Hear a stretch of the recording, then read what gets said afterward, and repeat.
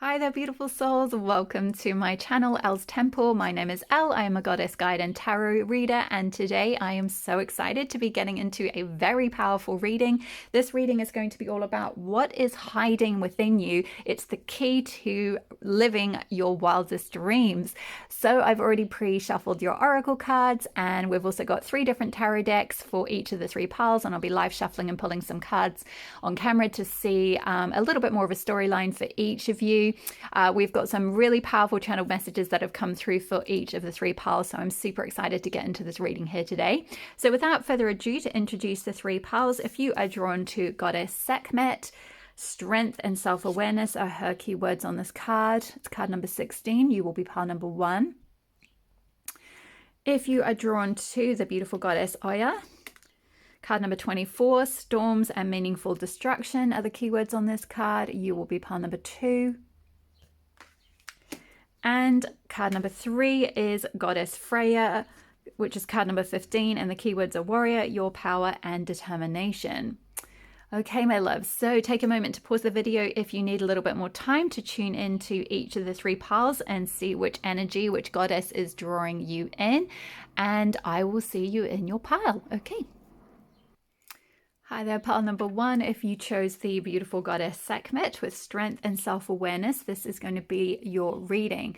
So straight off the bat, pile number 1, you guys have such a powerful energy. I am loving the energy of this pile. I feel like what is hiding within you is this lioness energy. Goddess Sekhmet energy is very powerful. It's very strong and very feisty and very good at setting strong boundaries. So maybe some of you might have been perhaps I'm hearing like suppressing your roar, suppressing your fight, suppressing your inner feistiness, suppressing that part of you that wants to just like take what's yours, like own your power, really be, you know, like it's very sovereignty energy. I'm getting the, like with the lion here, it's that kind of king of the jungle. You know, lions are like the king of the jungle, or the king of the animal kingdom. You know, I'm just immediately thinking Lion King. So, you know, king or queen, however you identify, it doesn't really matter. It's about the energy, right? It's about having that sovereignty, and having that sort of inner feistiness, that inner fight to kind of go after what you want, to have the confidence to take what's yours, to take what's rightfully yours, to fight for what you want, to stand up for yourself, to set strong boundaries, to say, hey, I am here, I am taking up space, I deserve this, this is what I'm going after. It comes as a result of having really strong self-awareness. I feel like inner strength comes after going through a process of self-discovery and really like reintegrating parts of yourself that you might have split off into your shadow. So for those of you, just to quickly explain, for those of you that aren't aware of when we speak of the shadow, it's just a part of ourselves that perhaps during childhood or teenage years or even in our early 20s, there were aspects of ourselves that were deemed inappropriate or shameful or something like that by the adults around us. And so we pushed those parts into our shadow, thinking that they are, you know, they don't want to be seen, they're bad, and, you know, we sort of label them as negative or whatever. And so perhaps there was a part of you that as a child was quite feisty or quite, you know, like sort of strong. I'm getting the vibe of someone who is, what are they showing me? It's like a film, but I can't quite pick the character. It's like really, really sassy, really sassy character from something. I'm sorry, I can't remember what the name of the film is, but it's almost like, okay, I'm being shown now Matilda, so it could be that you know, some of you might have had that sort of energy where like you were really intelligent as a child and you could see that all the adults around you were maybe a bit like you disagreed with some of the things that they might have said or done, and you sort of acted out in kind of quite cheeky ways. Like in, I don't know if you've seen the film or read the book, but Matilda does a lot of little things to kind of get back at the adults around, you know, like I'm just seeing like the scene with where she magically gets the chalk to write on the board to scare the is it the trunchbull? I can't remember what the name of the mean teacher is, but to scare the mean teacher. And she's very like mischievous in that sense. So I'm kind of getting almost like a mischievous energy, but there's an energy within you that wants to like assert yourself and wants to fight back against like injustices or people that maybe have belittled you or put you down, or anything that's kind of tried to suppress you. I'm getting an energy of sort of like where you've been held back or put down or suppressed. And so there's a part of you in your shadow, there's an aspect of you that's hiding, that's got this roar of a lioness or a lion. There's this really strong roar within you, and getting in touch with Sekhmet and lion energy is going to be really helpful to like let that inner strength, let that inner roar out, and also to become more aware of yourself and aware of, what you're passionate about, what you do want to fight for, what parts of you are important to stand up for yourself, because Sekhmet is a very strong goddess in terms of like defending herself, setting really strong boundaries, like I mentioned. So there may very much be a need for you to set strong boundaries in your life. Perhaps other people are like taking your energy a lot. I'm kind of getting a vibe of someone maybe struggling with like energy vampires around them or something like that. So Sekhmet can be really good energy to work with, to kind of be really, really strong and assertive in like who you are, where your energy stops, and like how much you're willing to give to others, what you're willing to fight for, what you're willing to put your energy into. So that I feel like is sort of the energy that's coming through from Sekhmet. But let's get a little bit more into the oracle cards to see what else is hiding from you. So we have got card number 38, neglected. Let me just pull all the cards and then I'll read them as a whole. We have got the ocean. We have got card number 21, unconditional, beautiful. We have got confidence. It comes with time and practice. Yeah. So let's just move these up a little bit so you can see. This is card number 23. Okay. We have got opportunity. And last but not least, we've got journey with imagination. And we've also got a crystal mandala card, which I will read out at the very end with a healing process for you. So after the tarot, so stick around for that if you like the Alana Fairchild Healing Oracle cards. Okay, let's get into these messages, my loves, for pile number 1. So what I got through for you here is that maybe part of what's been hiding from you is when you were a child, like I said, some of the adults around you or the people around you. Now, this doesn't have to be parents. This could be teachers or friends or carers or just people, other adults in your life, people that should have been there to support you or give you the emotional support or mental support or whatever it was that you needed, that they perhaps weren't able to do that and you felt very neglected. Again, I'm sort of getting that Matilda vibe of, Matilda was very smart as a child, and the adults in her life were, they just sort of checked out and they watched TV and they were sort of interested in more shallow things. And it's not to say there's anything wrong with that. It's just that it just was not the care that Matilda needed. And so, like I said, she sort of started acting out in mischievous ways and trying to kind of like get back at the adults in her life because ultimately she was really neglected.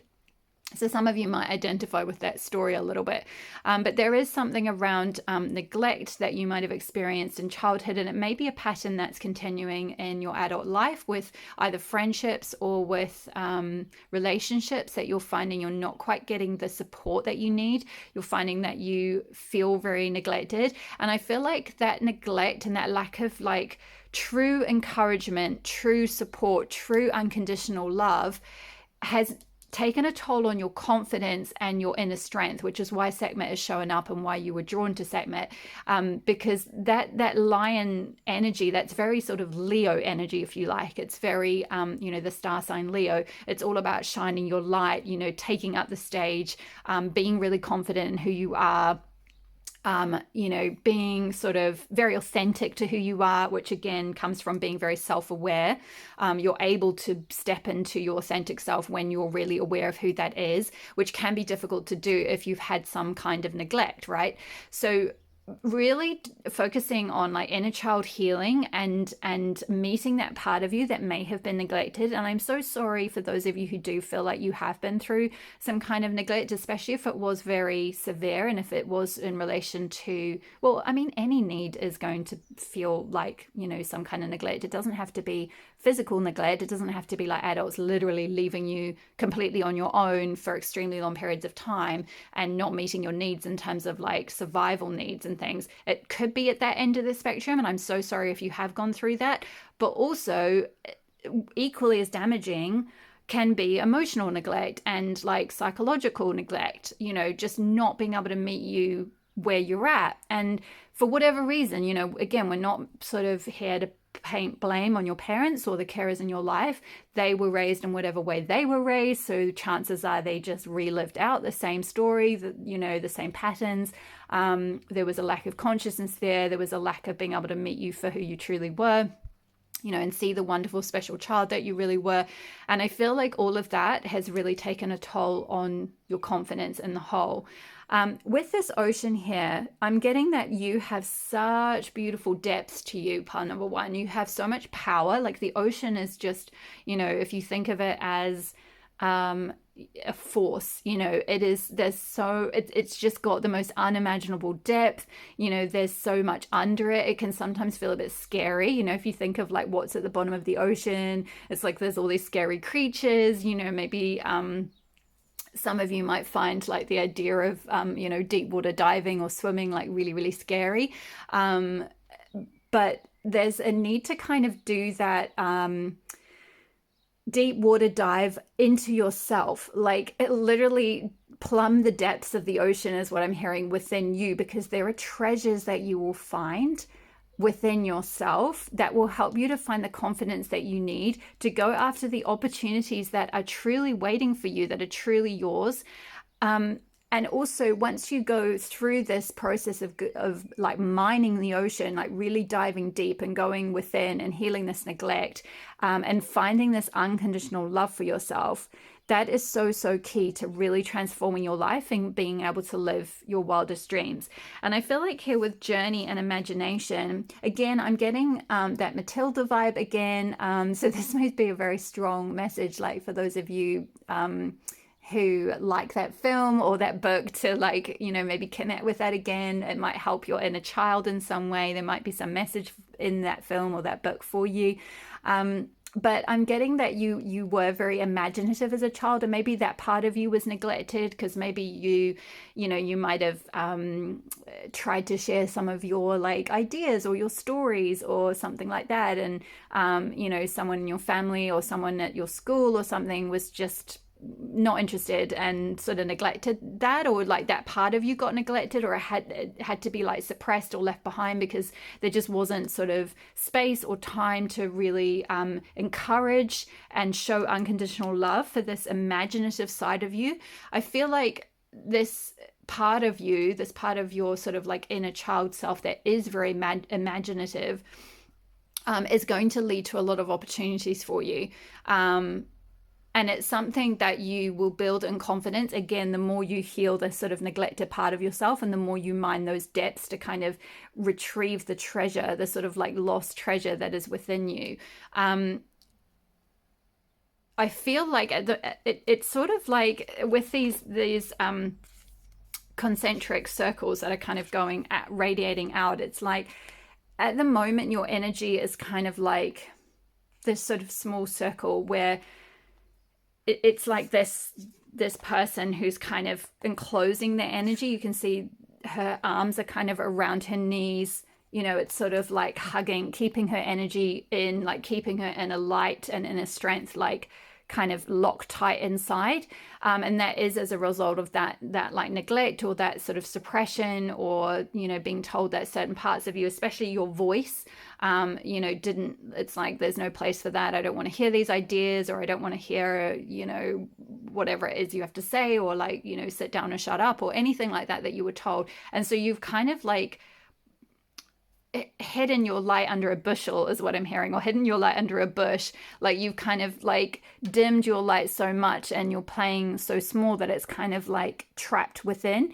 And there's a need to kind of go through this like ocean healing. So actually being near oceans could be very helpful for you to help unlock this. Sometimes just being near the ocean as a force, like I said, it's a very strong force that can help actually stir up emotions and trapped energy and things in our subconscious. It can actually, like, just from the energy of being near the ocean, just the whole vibration of being near the ocean, you don't have to be in it if you're scared of it. Don't worry. I'm not saying go deep sea diving if that's something that terrifies you. It terrifies me as well, by the way. So I'm not kind of saying to do anything that you feel would be dangerous. But if you can get near the ocean or a beach or a body of water, being near the ocean will help maybe like release some of this trapped energy and some of this like blocked emotional energy, and possibly even some of your imagination that has been sort of siphoned off into your shadow.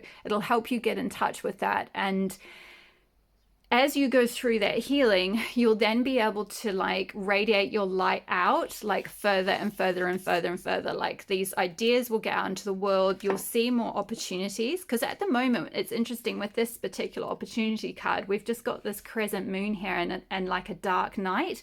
And it's kind of like, again, this is sort of what's hiding from you. It's like there are all these opportunities waiting for you in the depths of the ocean, as in the depths of like your subconscious as represented by the ocean, or in the depths of your emotional self.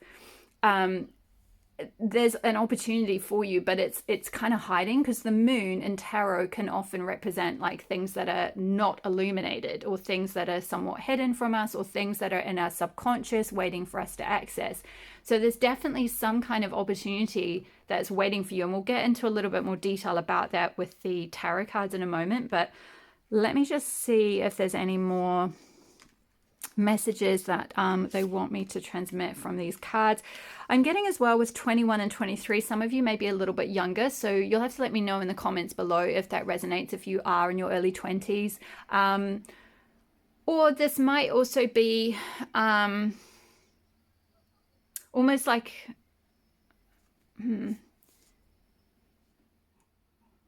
interesting. Okay, what I'm getting is like some of you may actually be in your late 30s, but you have the confidence of someone in their very early 20s, in that like I'm hearing you haven't necessarily been able to like flourish or show that kind of true strength that you perhaps would have had normally through having gone, if you'd had the sort of unconditional love and support that you had as a child. And I'm so sorry if you have gone through that, and I do genuinely understand.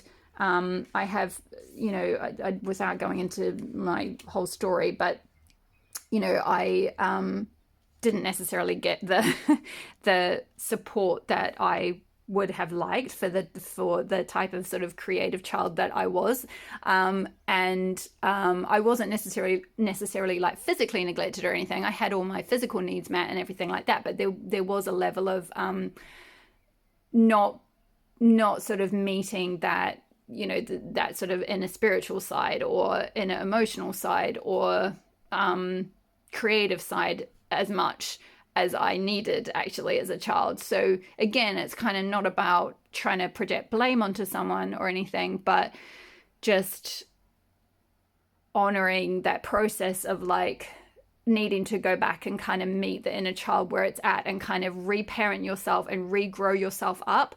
And I feel like once you're able to do that, like that confidence and that like strength and self-awareness and authenticity will just blossom and it will come out. Like I said, it'll start to radiate out and you will like regrow yourself up. So for those of you who are in your late 30s, but you still feel like very like very young. Like you don't have the kind of confidence that you look around maybe at some of your peers and you're like, how come they have so much confidence to go after what they want, or to achieve certain things in their lives, or they just look so much more confident.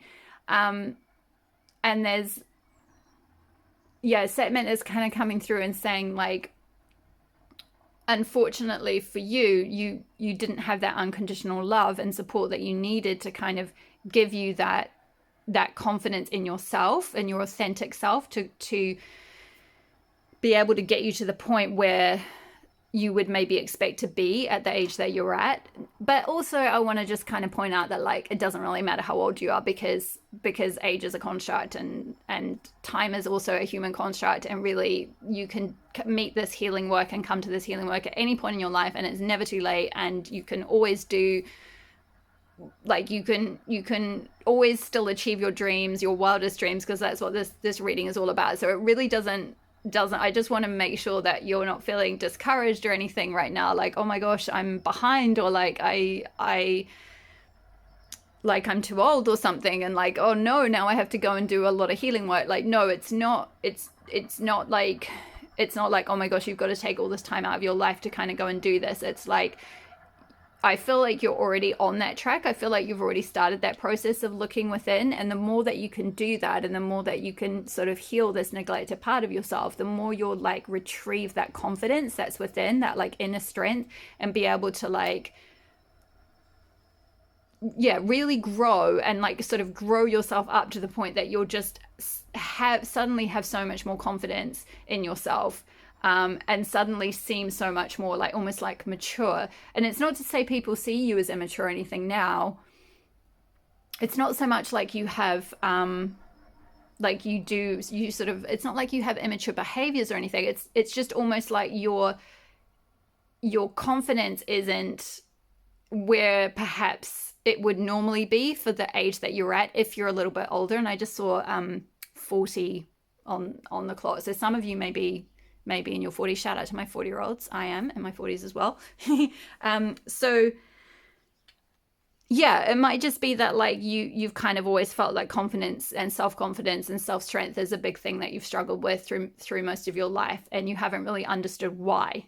And that's why you're drawn to this reading, is like Goddess Sekhmet wants to shine light on that and be like, it's because of what happened. It's because of that neglect, the people not being able to see who you truly were, like your true, like beautiful, imaginative self. And so, and also that part may have been a little bit belittled. And so you kind of shrunk, and you kind of, it's like, I'm seeing someone with a very closed off solar plexus chakra. So again, solar plexus chakra is linked with confidence, and it's linked with like being Leo energy and that lion energy, and that like being able to like shine your light and everything. So when it's closed off, like this person has here where she's got her arms around her legs, kind of hiding her stomach, and her stomach's like crunched in and her shoulders are forward. So notice your posture at the moment. Actually, I'm noticing I need to keep trying to sit up because I'm actually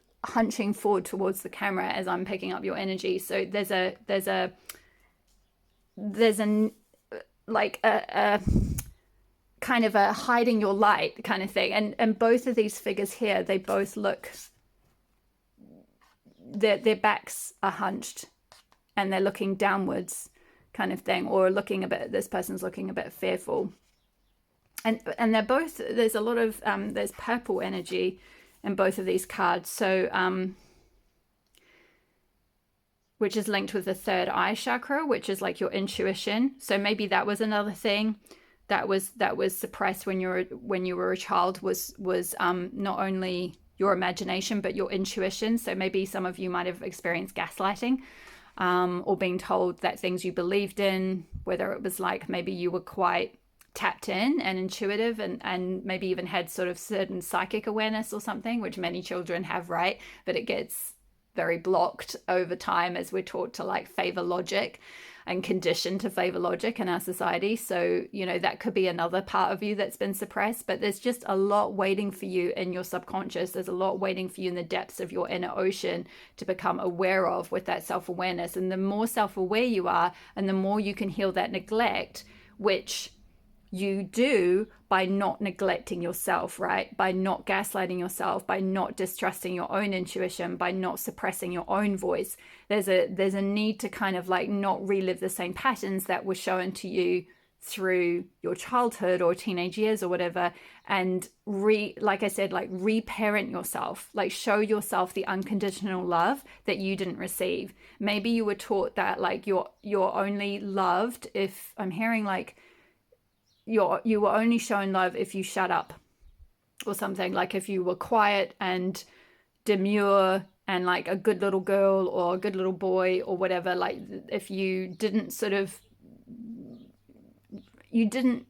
I can't even get the word out, if you didn't express yourself fully, like if you didn't shine your inner light, if you didn't show your sass, is what I'm hearing, like you didn't kind of bring out that feistiness or that fight. No one wanted to like hear that or support that or honor that or show unconditional love to that part. So you put that in your shadow. You were like, that's bad.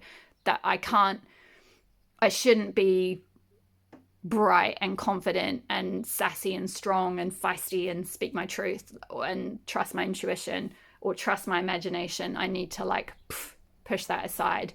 And then over time, you closed that part of yourself off. You closed that solar plexus chakra off. You like hid your light.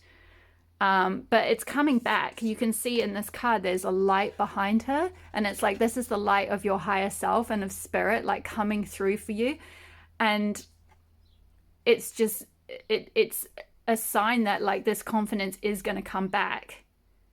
And it comes with time and practice. And also I'm seeing on her bag here, she's got a sword that's like, that's got a flame around it. And I feel like, to me, swords are a lot to do with like creating boundaries, creating healthy boundaries. So like having healthy boundaries with other people in your life who maybe might have belittled you or demeaned you or still do.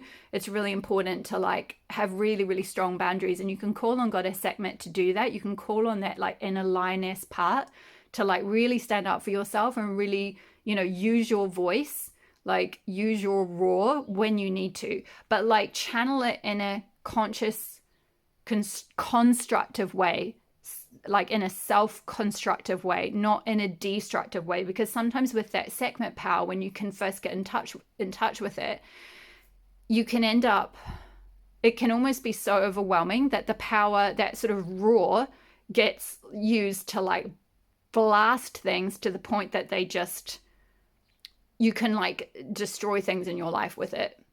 It can become almost like a destructive force where you might end up finding that you're getting quite combative with people, or like I'm hearing like unnecessarily competitive, because it's like a sort of defensiveness. It's like you expect that people are going to put you down before they've even shown who they are. So you just immediately assume that you need to be on the defense. And so you kind of pounce, like you kind of like that sort of lion energy, but like in a negative way. Or like trying to get power in a negative way, like trying to get, it's like a one-upmanship or something.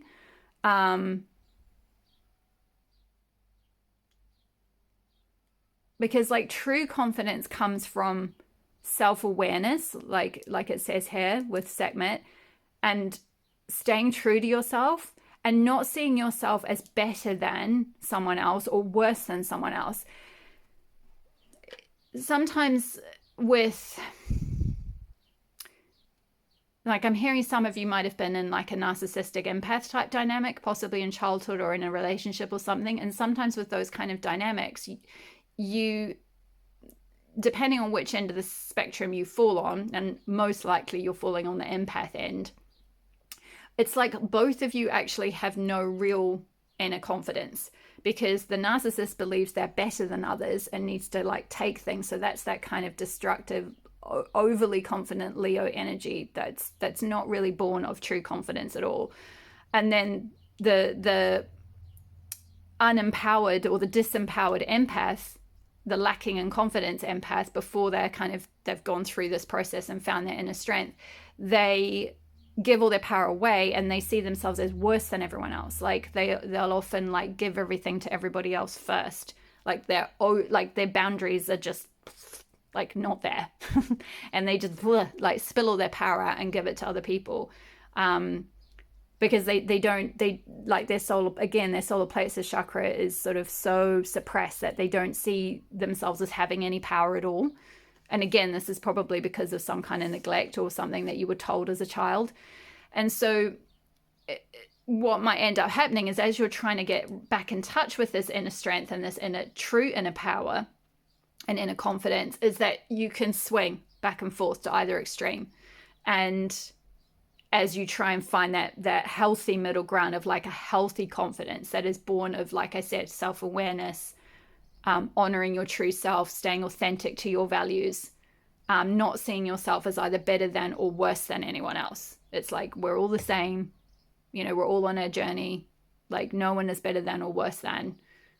I'm as good as anyone else. That's true confidence, right?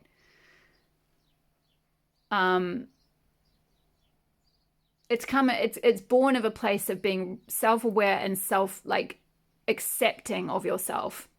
And being unconditionally loving of yourself, like not needing to put certain parts of you like, oh, okay, if I'm really good and really quiet, then I'm deserving of love. Or if I just sort of shut up and don't really share my true opinions or don't really share my true voice, then I'm worthy of love. Or if I do XYZ, whatever things you were kind of taught to do to get any kind of attention or any kind of love, when I do those things, then I can get love. It's like needing to chase after love, like needing to kind of like go and do something to like get it. And again, that's that like lion energy in a sort of negative or destructive form, where it's like trying to take power or trying to take something from someone, as opposed to like feeling it within, like feeling it from sort of the inside, and then it radiating out from you like a vibration, and then that vibration attracting in the love that you want, or the opportunities that you want, or the affection that you want, or whatever it is. Okay, I feel like that's all the messages I have for the channeled part of the reading with the oracle cards. I'm going to move into the tarot. So I'm just going to move these away. So, sorry, that was quite a strong message. I hope I hope you're still with me. If this is resonating for you, don't forget to like the video and write a comment below at the end, letting me know how it resonated. It really helps me to know what's, what you're resonating with, what you're enjoying. It helps the YouTube algorithm to send these videos out to more people so more people can get support. Helps my little baby channel to grow. So I really, really appreciate those of you who've been taking the time to do that. It means the world to me. So thank you so much for all the support you've shown me so far. Okay, so let's get into a little bit more detail about what is hiding within you, and then we'll get into a bit more detail about the dreams that you have waiting for you. Okay, so what is hiding within pile 1? King of Swords. Yeah. Like assertiveness, right? Like again, sovereignty, king energy, like taking control. This King of Swords is the boss, man. Like he is the boss. He is just like, yep, I am smart, I am intelligent, I know myself, I am self-aware, this is what I want, this is how it is, this is what I'm doing with my life, boom. Like he is so super confident. Look at that. And you have that confidence within you, and you have that wisdom and knowledge and self-awareness within you. It's hiding within you, but you do have it, and I think you know you have it. And again, there's a lot of blue in this card, which is linked with the throat chakra, which is about authentic self and authentic self-expression and expressing your true self and expressing your wisdom. So again, I'm getting a vibe of someone who was maybe told off as a child when they tried to express themselves or their ideas. Like with that imagination card, maybe you had a lot of ideas, or you were quite smart, and maybe the people around you either didn't trust that, or they were jealous of it, or they just didn't want to hear it, or they just didn't support it. They just neglected you. Like you were this super smart child and you just had no adults around you to really give you the encouragement and the support you needed to really grow that. And so maybe some of you might have been like, you wanted to maybe like go to university or something, or study something in particular, but because it like wasn't supported, or you didn't receive the structure or discipline or support that you needed, you veered in another direction or something. Like maybe you didn't get the certain qualifications that you needed in order to do that, or you ended up maybe studying something different that you were told you should do instead, or that was more valued by the people around you. But you are very, very smart, and you are very self-aware. It's just sort of buried within you a little bit. Pile number 1. Let's see what else is hiding for pile 1. Woo, that came flying out. 8 of Pentacles. Yeah, the ability to master something. You guys are, you have the ability to like really get to the point of mastering some kind of craft, or becoming like really revered for something. We'll get into a little bit more detail in a second, but there's something around something that maybe some of you are like really into cooking, or making something, or starting an apothecary, or like making medicines, or maybe you wanted to study like natural medicine or medicine. Yeah, maybe some of you wanted to study medicine and like go to university and be a doctor, or study nursing or medicine, or something like that, something that required like a lot of intelligence, but maybe you weren't told that you were smart. Maybe you weren't encouraged to do that, or you just, it wasn't even like you were told anything negative. You just didn't receive any encouragement from the adults around you. You were just totally neglected in some way, whether it's to do with your education, or, you know, just generally speaking, like just in your life. So you kind of just didn't, it's like you don't quite realize how smart you are. Like you sort of know, but like spirit is like, no, pile 1, you are the shit. Like you are so smart, and you have the ability to succeed at whatever you put your mind to, and whatever you want to work at, and whatever you want to master, you can absolutely master it. What is hiding from pile 1? What else is hiding from pile 1? Queen of Cups. Yeah, knowing what I'm getting with this, and it came out in reverse actually. I'm going to keep that in reverse. It's like understanding what emotionally fulfills you. And again, we've got the sea and the beach here. So I feel like, again, there's that encouragement to like maybe go by the sea, connect with the element of water, even just like having a bath or something if you can't get to the sea. And connecting with the water, and connecting with that inner emotional self, connecting with like what fills you up emotionally, like what brings you joy, what would bring you emotional fulfillment. I feel like that part of you, because of neglect, has like it's in reverse, like it's blocked off from you. Like you're not in touch with that part. It's sort of it's hiding from you. And we had the what did I do with your oracle cards? Here it is. Yeah, this is the ocean. Plumbing the ocean. And it's interesting here, I've just noticed on this card, we've got an eye here, which is that third eye, that intuition, like what knowing internally what emotionally fulfills you, like knowing what your intuition is telling you, knowing what is coming through from like your subconscious, knowing what's sort of under the surface, so to speak. And I feel like you are very intuitive, but it's just a part of you that maybe was a bit suppressed, or again belittled or ridiculed or put down or gaslit, or any of the other things that, you know, happen a lot in our society, because those aspects of ourselves are not deemed as secure or whatever as logic. And, you know, we look at sort of like scientific ways of doing things, or like logical ways of doing things, as, you know, we put those on a pedestal. And what's like within, what's in the emotional self, what's in the intuitive world, what's in the imaginative world is suppressed. Literally, this eye is under the ocean. this third eye, your intuition is buried under the ocean. So you need to dive, you need to go. And it's funny, look, this person, this Queen of Cups is upside down. Like, you need to go under. You need to flip your perspective and go into the sea and flip this up so you can find your like inner self again, find your like, plumb your inner depths and find what truly would bring you emotional fulfillment. Okay, what else is hiding from pile 1? 2 of Pentacles.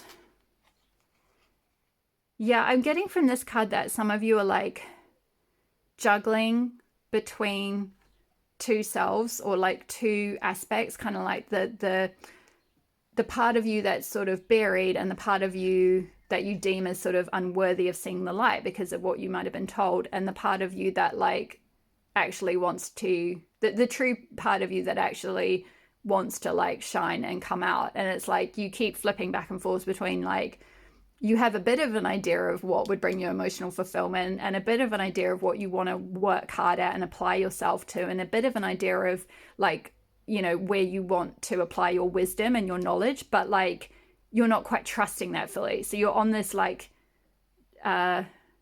seesaw and you're seesawing back and forth between these 2 selves kind of thing, between this masked self that you need to present to the outside to maybe fit in, or the self that you've constructed that was deemed to be okay. Oh, I feel really emotional because I feel like this part of you really wants to come out. There's this gorgeous little like feisty, beautiful child inside you that wants to come out, and it's like the adult part of you is like, oh, but I've got, yeah, I know you do, but also I've got to like be this because this is what I've been taught, and that's okay. Like, no judgment, you know, we've all been there. And you know, sometimes it takes until later in life, right, to kind of, you know, hence why so many people have like midlife crises, because they've, you know, millions of us have been conditioned into going down a certain path, or like presenting a false self by being raised by people who are also not conscious, you know, right? And they were raised like that, and then they pass that down, and then you get raised to like value your logic and everything, and go down a certain path, and like need to show a certain face of the world. And so you're kind of like holding up these 2 options, like, oh, should I do this or should I do that? Like this would bring me a lot of emotional fulfillment. Remember, we had the Queen of Cups actually showed up in reverse. Like, you're blocked from that part that knows what would be emotionally fulfilling to you,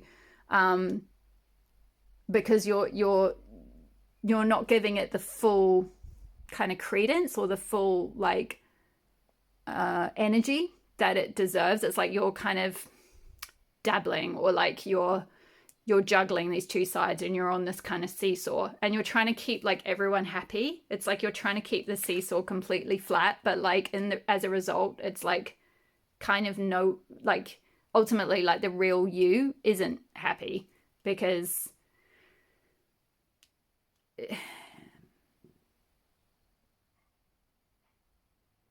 you can't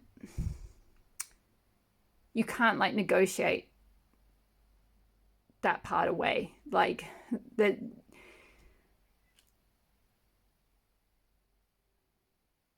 it's like it's worth so much more. It's like don't throw that part of yourself out. Like I'm hearing like don't throw the baby out with the bathwater. And it's funny because this Queen of Cups, she's holding like a shell.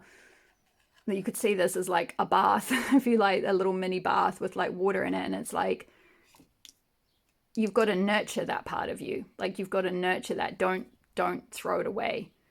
So that's kind of what's hiding. Let's have a look at like what's waiting for you once you can kind of get in touch with that part. What are the wildest dreams that are waiting for pile 1? Woo.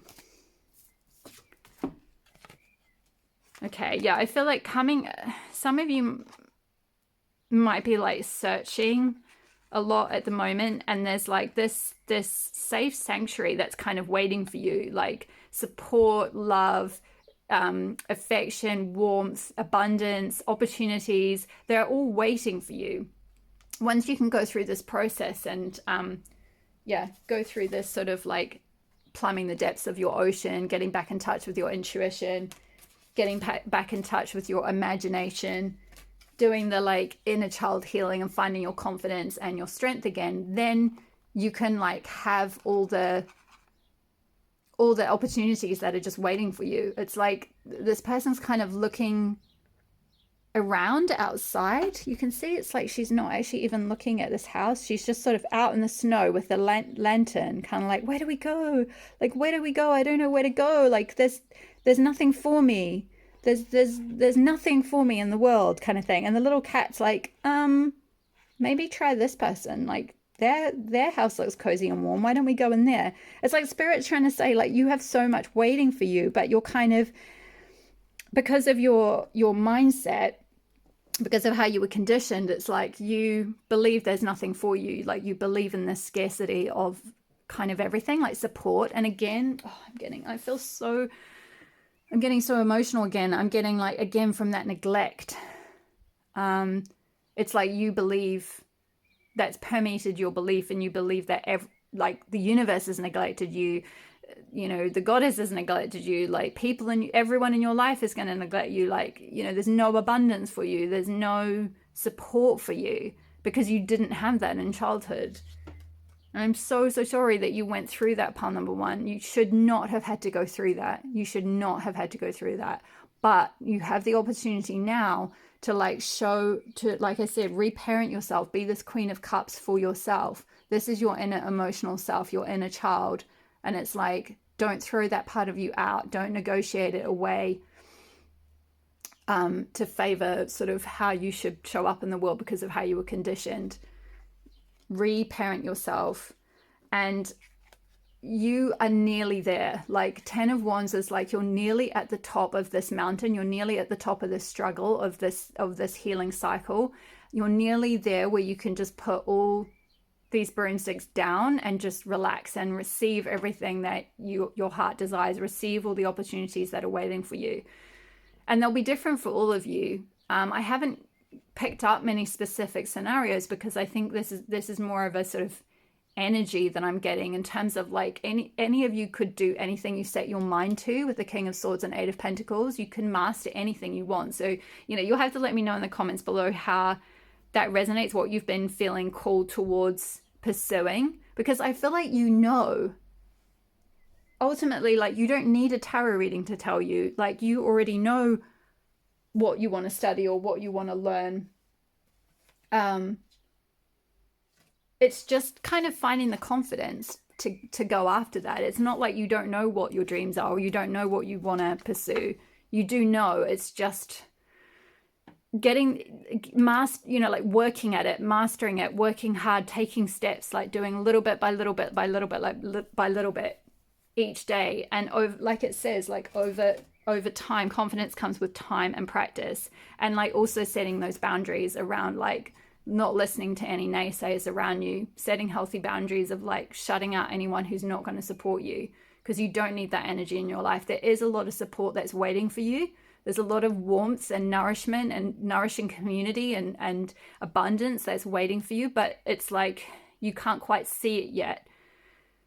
You've got to believe in it. Like I said, with that circles, it's like you've got to believe in yourself, and then like as you love yourself, that energy vibration will radiate out, and then you'll attract love in, and you're very nearly there. What are the wildest dreams that are waiting for pile number one? Woo! Queen of Wands. Yeah, exactly. This is like being like having the ability, the like sovereign ability to create whatever it is you want to create, because Wands energy is all about creativity. It's like passion, creative fire, having that like spark of an idea, right? Something that like is sparking in your imagination, and then taking the full journey to see it through to completion. And like with this Queen of Wands, she's sitting on the back of a very powerful orange dragon. And like, this dragon is not mucking around. Can you see this? Like, this dragon is going to take you there. Like, whoo, it is powerful. It is super, super powerful. And you have this power within you to create whatever it is you want to create. I feel like Pile 1, you are very creative people. Like, you have a lot of ideas and a lot of like, maybe some of you are writers, or like you have a lot of imaginative ideas that you want to like put out in the world in some way. But again, you haven't had them encouraged. And so there's a need to kind of find the right support and the right community around you to encourage that creativity so that it can flourish and blossom. And there absolutely are opportunities that are coming for you. There is opportunities that are waiting for you. There are opportunities to connect with that like support that you've been looking for. You're nearly there. You're nearly there. What are the wildest dreams waiting for Pile 1? Woo! Yeah, Queen of Pentacles. Yeah, this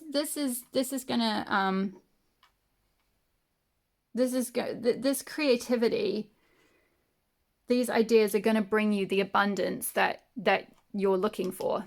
Look at the difference in these two cards, going from the Five of Pentacles, which is like total scarcity, and like not even being able to see that there's like support here. Like, she's just looking somewhere in the distance, like, where are my people? Where's my tribe? Where's my support?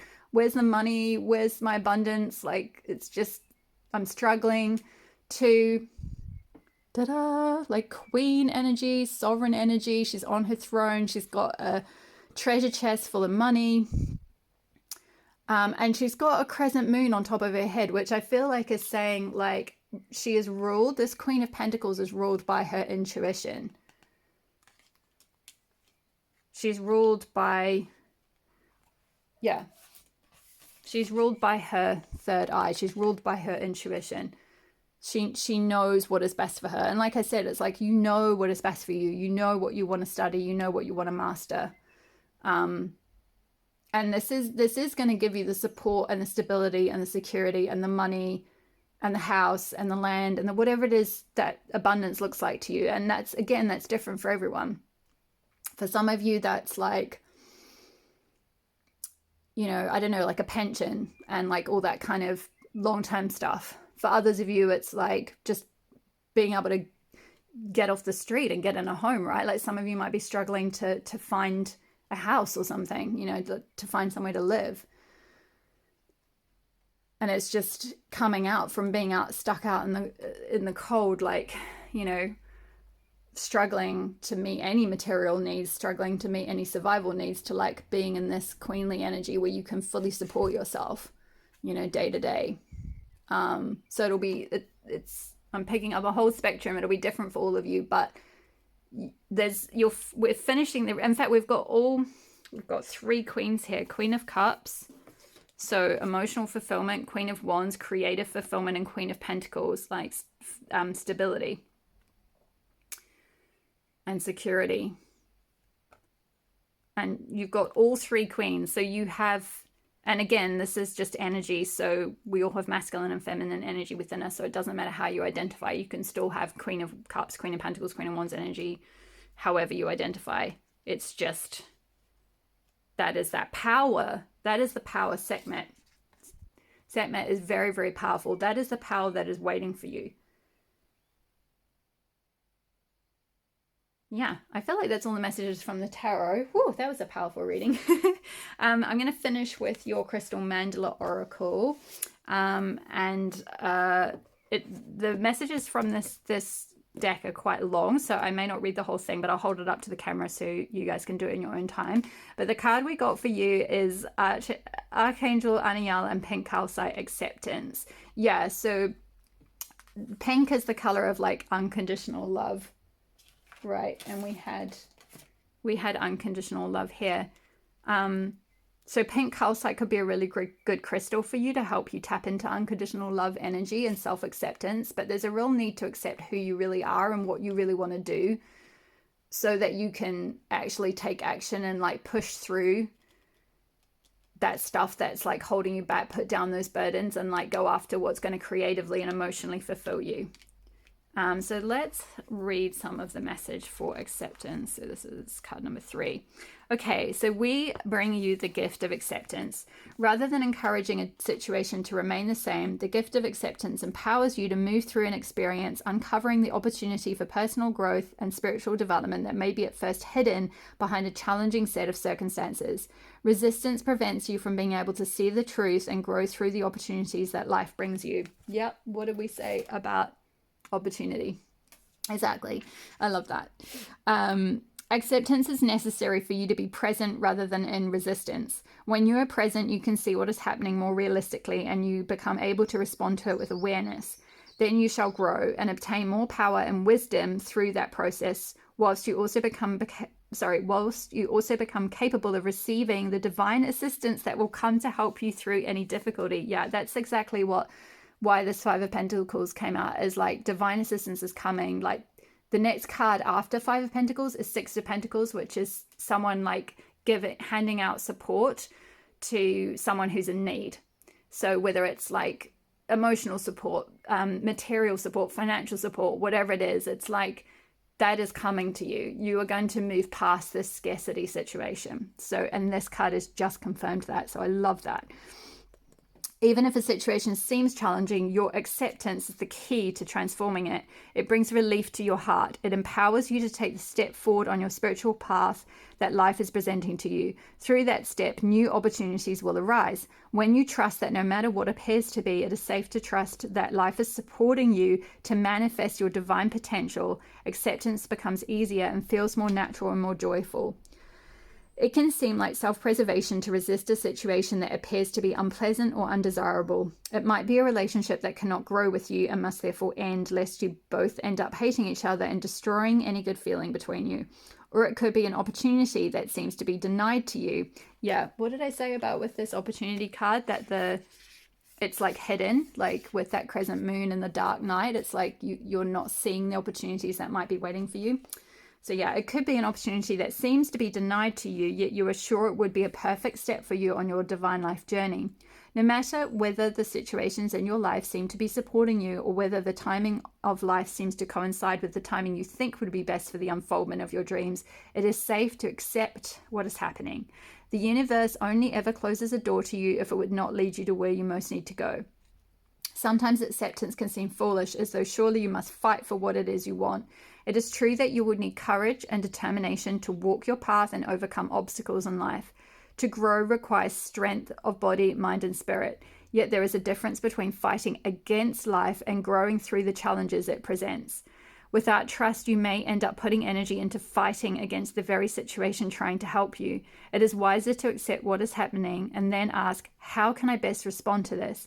Acceptance doesn't mean you give up the fight. It means you learn to fight from the heart, to grow with trust in life's guiding hand, rather than pushing against it or biting the proverbial divine hand that feeds your soul. When a situation seems to be working against you, you can be sure there is information you cannot see as yet. There is a bigger picture, and in some way what is happening is serving you lovingly to fulfill your divine destiny without exception. With trust, you can continue to take the journey, even if the full understanding of why something is the way it is eludes you at that moment. The understanding of how something is helping you, even if at first it seems to be a hindrance, may come to you or not. You may come to fully understand the mysterious workings of divine love in your life over time, or it may never really make sense to you. Your choice is either to accept that life loves you, even when you don't understand what is happening, or to live in distrust and fear. Acceptance enables you to live from a loving place with more peace in your heart and more power to grow and evolve through your life journey. If you have been through a difficult time, suffering, or working very hard, trying to obtain results or break through a challenge, this oracle brings you a message to soften your heart and loosen your grip on what you are hoping to achieve. It doesn't mean you need to give up. Far from it. Rather, the oracle suggests that if you relax and accept where you are at with all that you have accomplished thus far, and even the challenge still ahead, you will move through it with less reactiveness and more conscious awareness and constructive choice. There is an easier way, and acceptance of what is happening now will help you realize that. You deserve this. Relax and allow yourself to receive it according to divine grace and compassion. And there's a healing process, which I'll hold up to the camera for those of you that want to do that. So hopefully you can pause the video and take a screenshot of that and read through it in your own time. And I'll show you the other page. Okay, my loves. Alrighty, wow, this has been a long reading. It was a lot longer than I intended it to be. Thank you so much for those of you who have stayed right through to the end. Kudos to you for sitting through such a long reading and allowing yourself to absorb the information that you need to grow. That shows enormous strength, and I feel that that will be a good sign that you are already heading along the path towards your wildest dreams, because you're willing to like start looking into these things and really listen to spirit as to like where you need to be going next and what you need to do to heal and yeah, unfold, let your life journey unfold the way it's meant to. So I'm going to leave your reading there. Thank you so much for letting me read for you today. It's been wonderful tapping into your energy. You are such powerful souls. I wish you all the best on your journey. Thank you so much again. Thank you for those of you who have left a comment, and don't forget to hit the subscribe button and the notification bell so you'll be notified when I next upload a reading. And all the best, and I will see you in the next reading. All my love. Bye. Hi there, pile number 2. If you chose card number 24, Oya, Goddess Oya, Storm's Meaningful Destruction, this will be your reading. So what I picked up for you, pile number 2, on what is hiding within you is a lot of power. You have a lot of divine intuitive power with this color purple here. I'm getting this sort of third eye chakra or the crown chakra, which is like spiritual power. Maybe some of you have been going through a bit of a spiritual awakening. You might have just been triggered to go through like a bit of a dark night of the soul. Like this card, this Oya card is connected with the Tower in tarot. So for those of you that aren't familiar with that card, it's all about like false foundations being pulled away so that you can like regrow and reconnect with your authentic self and build a new foundation that is more aligned with who you really are. And so I feel like maybe with some of you, because we've got both the red color here and the purple color, which the red is the root chakra and the purple is the crown chakra. And so it's like there's some kind of roots that have been maybe like pulled out from underneath you, some kind of foundation that maybe hasn't been serving you. And you might be either going through that now, or you've just gone through it, or you went through it a little while back. And it was a result of like needing to trigger you into a very powerful spiritual awakening so that you could connect with your like open your crown chakra and connect with your divine self, your higher self, and receive this like almost like divine downloads or like wisdom of like what you should be doing in your life is what I'm getting. So this is very, very powerful energy. There's like, yeah, there's a lot of like white light here as well coming through. So it's like a lot of insight and spiritual guidance and awareness might be coming to you. It might, again, this might be something that you've just been opened up to quite recently, or it might be something that you're going to start noticing more and more. Maybe some of you, it depends on where you are on that spectrum. Some of you might have been going through this for a little while and it's kind of a gradual unfolding. You've kind of had your tower moment like a little while back, and you're just noticing more and more like truths and downloads and like awakenings and spiritual wisdom being like lightning, like insights coming to you, where you're getting all these like epiphanies, almost like, yeah, like just lightning hitting you, like, oh my gosh, like I understand why this happened in my life, I understand why that needed to happen in my life. And you're sort of at that end of the spectrum. And others of you might be literally in the process of the tower moment right now, where the rug is literally being pulled out from under your feet because there was some kind of false foundation of something that you were growing, whether that was a job, a partnership, some kind of creative project, a home, you know, a place that you're living, a city you're living in or something. There was some kind of foundation that you had built that is like quite possibly something that is connected with your roots or your tribe, with that sort of root chakra energy. It's like something that maybe your upbringing had taught you needed to do in order to, say, find security, or find, like, this is the thing that you should do with your life, or this is the thing that's going to bring you stability and security forever. And it was like very focused around like sort of building something really stable and building something that's really secure or something like that, and like feeling like you needed to follow that. And that recently has fallen apart in some way. So maybe, for example, you might have done some kind of career that you were encouraged to do, perhaps by family or your school or your environment or your culture or whatever, and because that was the sort of stable option or something. And there's been some kind of a lightning moment where, like, sort of in the tower card in tarot, it shows like lightning hitting the top of a tower, and then the tower just falling because it's like built on a false foundation, which I'm getting as like, for you, it was like built on a false self. Like you were trying to be this certain person that like went and did this stable job or something. And I just saw 4:44 on the clock, which is like, fours are all about foundations. And I'm also seeing like the Four of Wands, and the Four of Wands is to do with like a new strong foundation, but one that's built on like passion, because wands are to do with like passion and creativity and inspiration and that like creative spark. And so it's like a really strong but really loving and really like creative foundation, and that's what spirit wants you to do. And so that's why this other thing was like pulled away from you, whether it was, like I say, a career path. Like maybe you were trying to do this thing and you thought it was going to be the most secure option, but actually like you've just lost your job or something, and you thought it was going to be a permanent job, but the company is restructured and you're now out of a job. And you're like, but this was what I was told was supposed to be the thing that was going to bring me all the stability and the security, or this is all I know, or this is what everyone, this is who I am. Like, say some of you are like, I don't know, you might do some sort of conventional career path or something, and that's sort of what you've staked your identity around. And it's like now you're going through this big awakening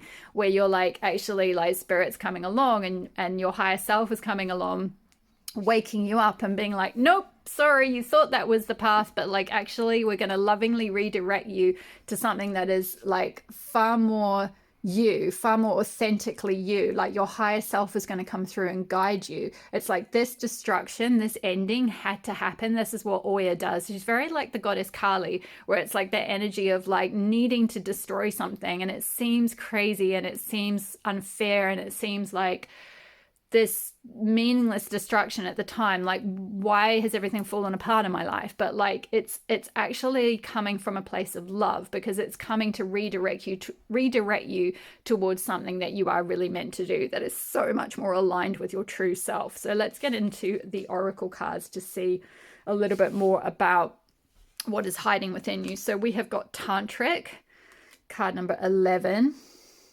Okay, we have got the Vow. We have got card number 25, Alchemic. So we've got Sacral Chakra, Solar Plexus Chakra, Throat Chakra with the colors that are here. I'll get into the meanings in a moment. We have got, whoopsie, Mirror, Treat Your Body Like the Palace It Is, card number 4. I'm just going to move these back a little bit so we can fit everything on here. Okay, we have got Tree People Sustenance. And we have got Leadership. And I'm going to do the Crystal Mandala Oracle at the end. Okay, so pile number 2. Yeah, what I'm getting is with the vow here, because this is all about like, this can be to do with like karmic vows or karmic ties, or like some kind of agreement that you've made, that like your soul's made or something like that. And I feel like you had made some kind of vow. Like I'm kind of seeing like, or I'm kind of hearing almost like religious vows. Like some of you might have been brought up in a religious environment where you took like, it's almost like that kind of like vow of poverty or vow of chastity or vow of whatever it is. So some of you might have grown up with some kind of religion, or you took like spiritual vows or something. This could be a past life thing. Like there could be something where in a past life your soul took those vows, and now in this life, part of what is hiding within you is to undo the vows that you made, the karma that you made in past lives, and like learn who your troll. Bleh, let's try that again. Learn who your soul really is outside of those vows, because I feel like with this card here, you've got these people, like these hands holding, like it's like gripping like the wrists in a really almost like aggressive way around the outside of these other hands that are like up in prayer. It's like there's another hand that's like holding it, like shackling it is the energy I'm getting. And there's all this black energy, and then we've got a bird flying, and then yellow all around the outside, which is like the color of the solar plexus or the sun, or like your true inner light, your true authentic self, your true power. And it's like that's blocked to you, that's blocked off from you because of this vow. We might get into a little bit more detail about that when we do the tarot, but I feel like the vow, it just could be something that like maybe even your inner child kind of made in order to stay like possibly like in order to stay safe, because you were in some kind of survival mode in childhood. Possibly some of you, I'm getting, okay, trigger warning here, I am getting that some of you may have been in an environment where it wasn't safe. Your body maybe wasn't safe. There was something around it could have been sexual abuse, or you might have just been in an environment where you weren't allowed to, like anything sexual was deemed bad, or anything sensual was deemed bad. So again, I'm getting that kind of almost like a Catholicism type thing. So some of you may have been raised Catholic, or with some kind of other religious thing that like really suppressed, or you had to make some kind of a religious vow against like the body in some way. Like, you know, you just, even if you didn't take any kind of official vow, there was just some kind of conditioning around like anything to do with the body or sensuality or divine feminine energy, receiving feminine energy, expressing your feminine energy, expressing your body's needs, expressing your creativity, expressing like your feelings, expressing like perhaps even dancing, because this person's dancing in this card. So maybe there was something around sort of any of that kind of tantric energy that you almost like took a vow against, and you kind of suppressed like your body wisdom.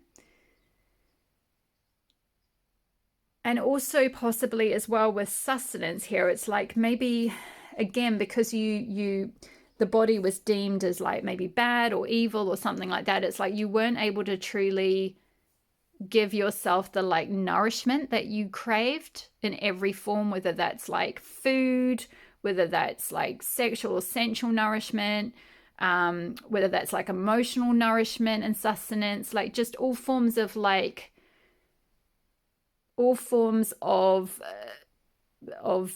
treating your body with love and like adoration, and like really tuning into your body's needs and like the feelings of the body and the cravings of the body. And it's like all that kind of stuff was deemed really negative and bad. It's like you were held back, almost like I'm seeing someone who, like I'm seeing a child try and go and grab cake or like get cake or something, or eat something that they wanted, that they were like really craving, and then like an adult's hands being like, no you don't, kind of thing, like don't eat that, like that'll make you fat or something, is what I'm getting. That's very specific, so that might just be for one of you. And I'm so sorry if you have been through that, but I am picking up something around body dysmorphia. So maybe some of you might have suffered from an eating disorder possibly, or a form of body dysmorphia or something, where you've had some sort of a conditioning or something around the body being like evil, or women's bodies being disgusting, or like don't eat because you'll get fat, or like don't have too much of something because you'll get really fat and like that'll be horrible, and then like no one will love you, or there's something like that. There's something around some kind of upbringing or some kind of vow or agreement. A vow doesn't even need to be like a formal thing. This could be almost like something where your soul agreed, or a part of your karma in this lifetime was you agreed to experience this. You agreed to go through this sort of perhaps body shaming, or this experience of body dysmorphia, or this experience of like suppressing your body's needs, not giving yourself the sustenance you needed, not giving yourself the nourishment you needed. And I'm so sorry if you have been through that pile too. That is really rough. I haven't personally had experience of this, but I've had someone very close in my life who has. So I really understand. Well, I can empathize, I can sympathize, I can see what sort of effect that can have. So there's a real need now. Part of what you're being asked to find within you is treating your body like the palace it is, or treating yourself like the temple that is within you. Because the whole idea with Tantra, and it's very misrepresented in the media because it often gets seen as just like tantric sex, right? It's like just sex that lasts a really long time or whatever. It gets depicted in a certain way that isn't necessarily accurate, because truly Tantra energy is about recognizing the feminine wisdom or body wisdom, recognizing that the divine can express itself through the wisdom of the body or through the body. And that's through like Kundalini energy. So through like, and again, some of you might be going through a Kundalini awakening at the moment with that, the lightning coming through. It's like you might be sort of, going through this like Kundalini awakening where the like serpent energy, the Kundalini energy that's stored in the bottom of your spine starts to wake up, and it starts to like travel through your body and go all the way up through your chakras up into your crown. I spoke of with the white lightning there, that being like a crown chakra awakening, where finally it like opens you up so you can receive your like the wisdom from your higher self, or from your spirit guides, or your team in spirit, or however you want to see that. There's something around like that part of you being sort of suppressed. Like I'm seeing with this almost like ivy wrapped around her. It's like, and her arms are kind of tied behind her back. Again, it's like with the hands around gripping the hands, like locking, sort of holding someone back from something. It's like your connection with your body and your body wisdom and what your body was truly wanting, and that divine feminine connection that comes through the body, that was suppressed and blocked off. And again, this could be because of some kind of like formal vow, like maybe some of you took, I'm hearing like vows of marriage even. So some of you could have been in a relationship that was a bit controlling and didn't allow you to express your true self, and there might have been a lot of issues around, like your body wisdom being suppressed in some way, or you being controlled in some way. So it could have been from a marriage vow. It could have been from, like I said, a vow of childhood, where in order to survive, your inner child made a vow to itself, like, okay, this environment that I'm in is really dysfunctional or scary or abusive or not supportive in some way. So I'm going to control that environment by like not giving my body what it really needs. Like I'm not going to feed myself. Like I'm going to control how much food I have in order to try and find control of my life. And like it's like your body was sort of, it's like then like it was wrapped in kind of ivy, almost like this plant was kind of like, it became like overgrown, like your connection with your body became, like taken over by ivy. How sometimes you see old buildings and it can look very pretty, like there's all this ivy growing, but it's like actually, I think it is kind of a noxious plant, and it can kind of eventually take over and get into all the old stonework and stuff and be a bit of a problem. And it's like there's this kind of, I'm getting this like, again, it's like that grabbing hands energy, like, sorry, I'm not the camera, something like a toxicity, a noxiousness, like slowly taking over your body.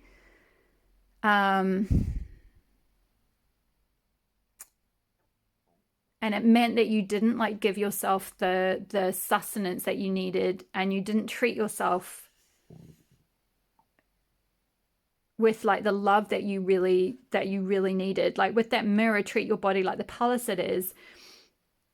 It's like you can see underneath this person's body, there's a whole world in there. There's like there's mountains, there's a sailing boat, there's all this water. It's like there's a whole world inside of you. There's a whole world of wisdom that's inside your body. That is tantric energy. It's that divine feminine wisdom that lives and dwells through you as a human embodiment.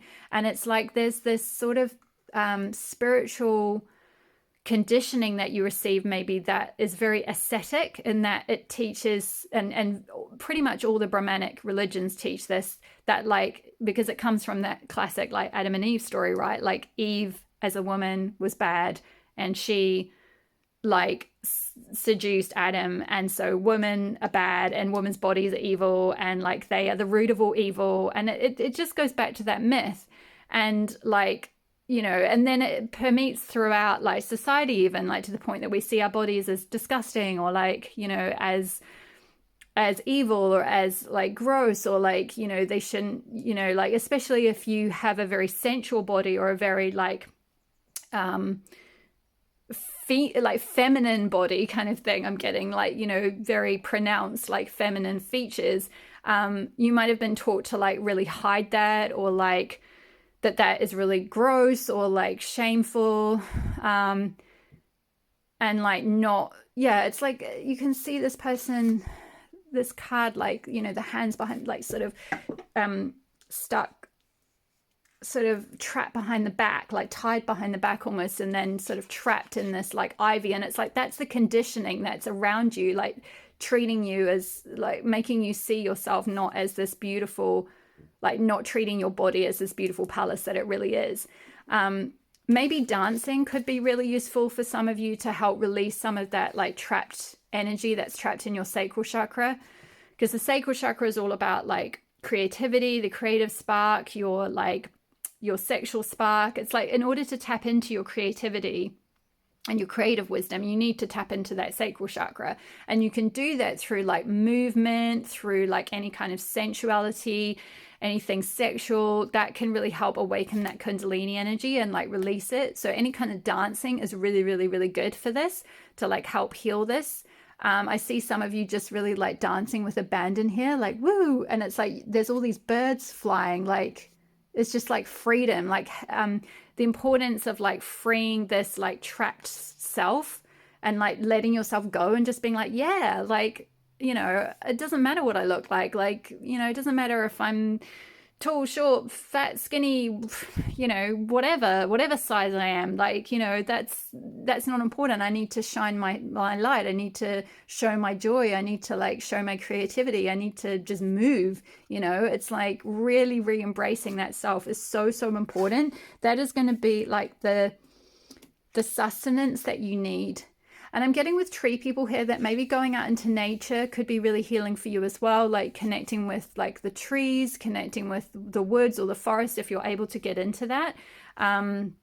Even like if you're able to go somewhere where there's like a clearing in the woods, somewhere private, and then you can dance there if you don't feel confident enough to do like dance classes, or like, you know, dance in public or anything yet, that's fine. Like maybe just go and dance in private. Like I'm seeing, oh my goodness, what is that film with Sandra Bullock?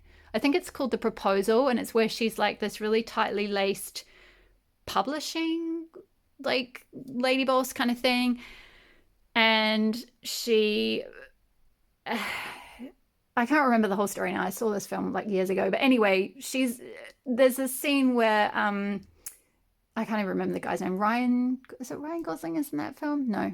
It's someone else, someone like him, goes and like catches her in the forest, and she's like really going for it. She's like boogieing like crazy, and he sees this whole other side of her that's like, oh my gosh, she's not so like rigid and tied up and like contained and like bossy or whatever. I don't know. I'm not saying you're bossy, by the way. I'm just saying that's her character in that film. And you know, she's like finally able to like have that freedom to kind of just just like be yourself, but she can only do it in this, like in the woods. She doesn't do it like out in public or anything. And so maybe just doing something like that will help like clear some of this sort of trapped karmic energy that's like maybe stuck in your sacral chakra. Because as you go through these awakenings and as you awaken this Kundalini energy, often vows or karmic energy that's blocked or trapped in your chakras, your energy centers, starts to like get shaken up to be released so that you can be free to like live who you really are. Now, moving over to this side, we've got alchemic, which again, I feel like is this like alchemy, this personal alchemy that you're going through of like tapping into all this energy that's inside you and then alchemizing it all to move into and take leadership over your own life and possibly even be a leader in some form of others. Like whatever you do to heal this could be something that you become a leader in that field, or like maybe even some of you could end up like much to your surprise, because this could be something that you didn't do at all before. Like you might have been on a completely different path, and now you're like being called to do a lot more dancing or something, and then you end up becoming like a leader in that field or something like that. So like they're showing me, for those of you, some of you might know Marie Forleo. I think I've talked about her before. I've been following her for quite a while. I quite respect her. But she originally was, I believe she worked in like an investment job, like because she's got a picture of her in the World Trade Center, I think, or like doing something to do with like trading. And so she did this like really like secure job, and it was really like this corporate thing, you know.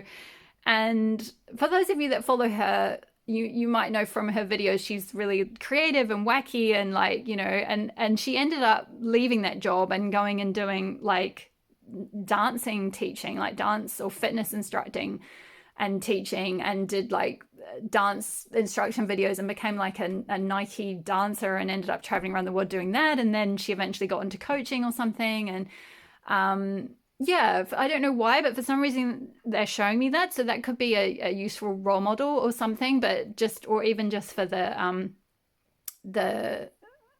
idea of like going from something more corporate or more formal to like, just like having that freedom to like express yourself and express your creativity and like alchemize all your different gifts and things and shine your light. And then like maybe eventually you're actually meant to be, oops, did I spit on that? Sorry. Maybe you're meant to be a leader in this new area, whatever you do to kind of like alchemize all these experiences that you've had. Maybe also some of you might end up doing something like cooking, because I'm getting with sustenance and alchemic, like, you know, the alchemy of cooking, like how it's like all these ingredients that come together and alchemize to make an amazing meal. So maybe some of you are drawn towards, you know, cooking or creating nourishment for people. And again, it's like very sacral chakra energy. It's very like, you know, related to the body or things related to the body. I'm also getting someone doing like being a masseuse or doing like, like body massage, or like,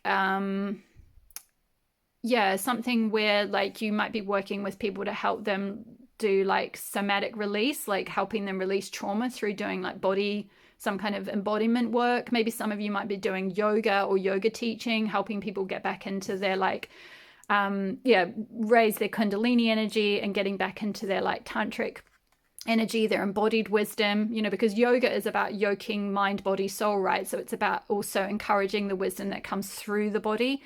I'm getting a few different things, like dancing is definitely one, cooking, anything related to that kind of thing. I feel like you, pile number 2, are going to be a leader in whatever that is. And it's going to be quite a shift from maybe what you have been doing or what you are doing now, or maybe some of you are already on this path. You'll have to comment below if this is resonating, if you used to be doing something different and now you're like, yeah, actually, like I've had quite an awakening and now I do dancing and I feel like I want to teach this, or I'm doing a course where I think I'm going to go and teach this, or, you know, whatever, because it'll encourage other people in pile 2 if they're kind of at the earliest stage of their awakening. It's always good to kind of like get that encouragement. So I'm going to leave the channeled messages part,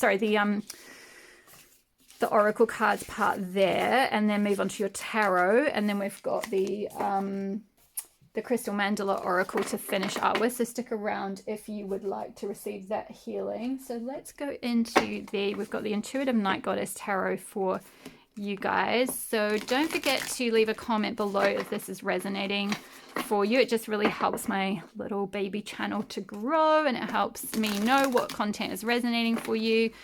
And thank you so much for those of you who have been newly subscribing and leaving comments. I always love to hear from you. I really appreciate each and every one of you. Yeah, and don't forget to hit the subscribe button if you're enjoying my content, and the notification bell so you'll be notified when I upload another reading as well. Okay, let's see, let's get into it. So pile number 2, guides of pile number 2, guides of pile number 2. What is hiding within? What is hiding within pile number, whoa, pile 2? 2 of Pentacles. Interesting. I feel like that's in reverse. Yeah, there's something you've been juggling. So maybe for some of you, like I said, we had that like the root chakra and the crown chakra. So some of you have been having to like kind of toe the party line, or toe the company line, or toe the family line, or whatever it is, just to put food on the table and meet your survival needs with that root chakra color. But then you've also been going through the spiritual awakening and receiving all this like divine wisdom, or like embodied energy, like downloads through your body, and you're juggling between these 2 paths at the moment. But with it coming out in reverse, I feel like either you've been trying to cling on to the path that you know, and so that's why like Oya's coming in to like literally kind of root that out, like literally take that foundation away from you, so that you stop trying to build carry on building a foundation down that path.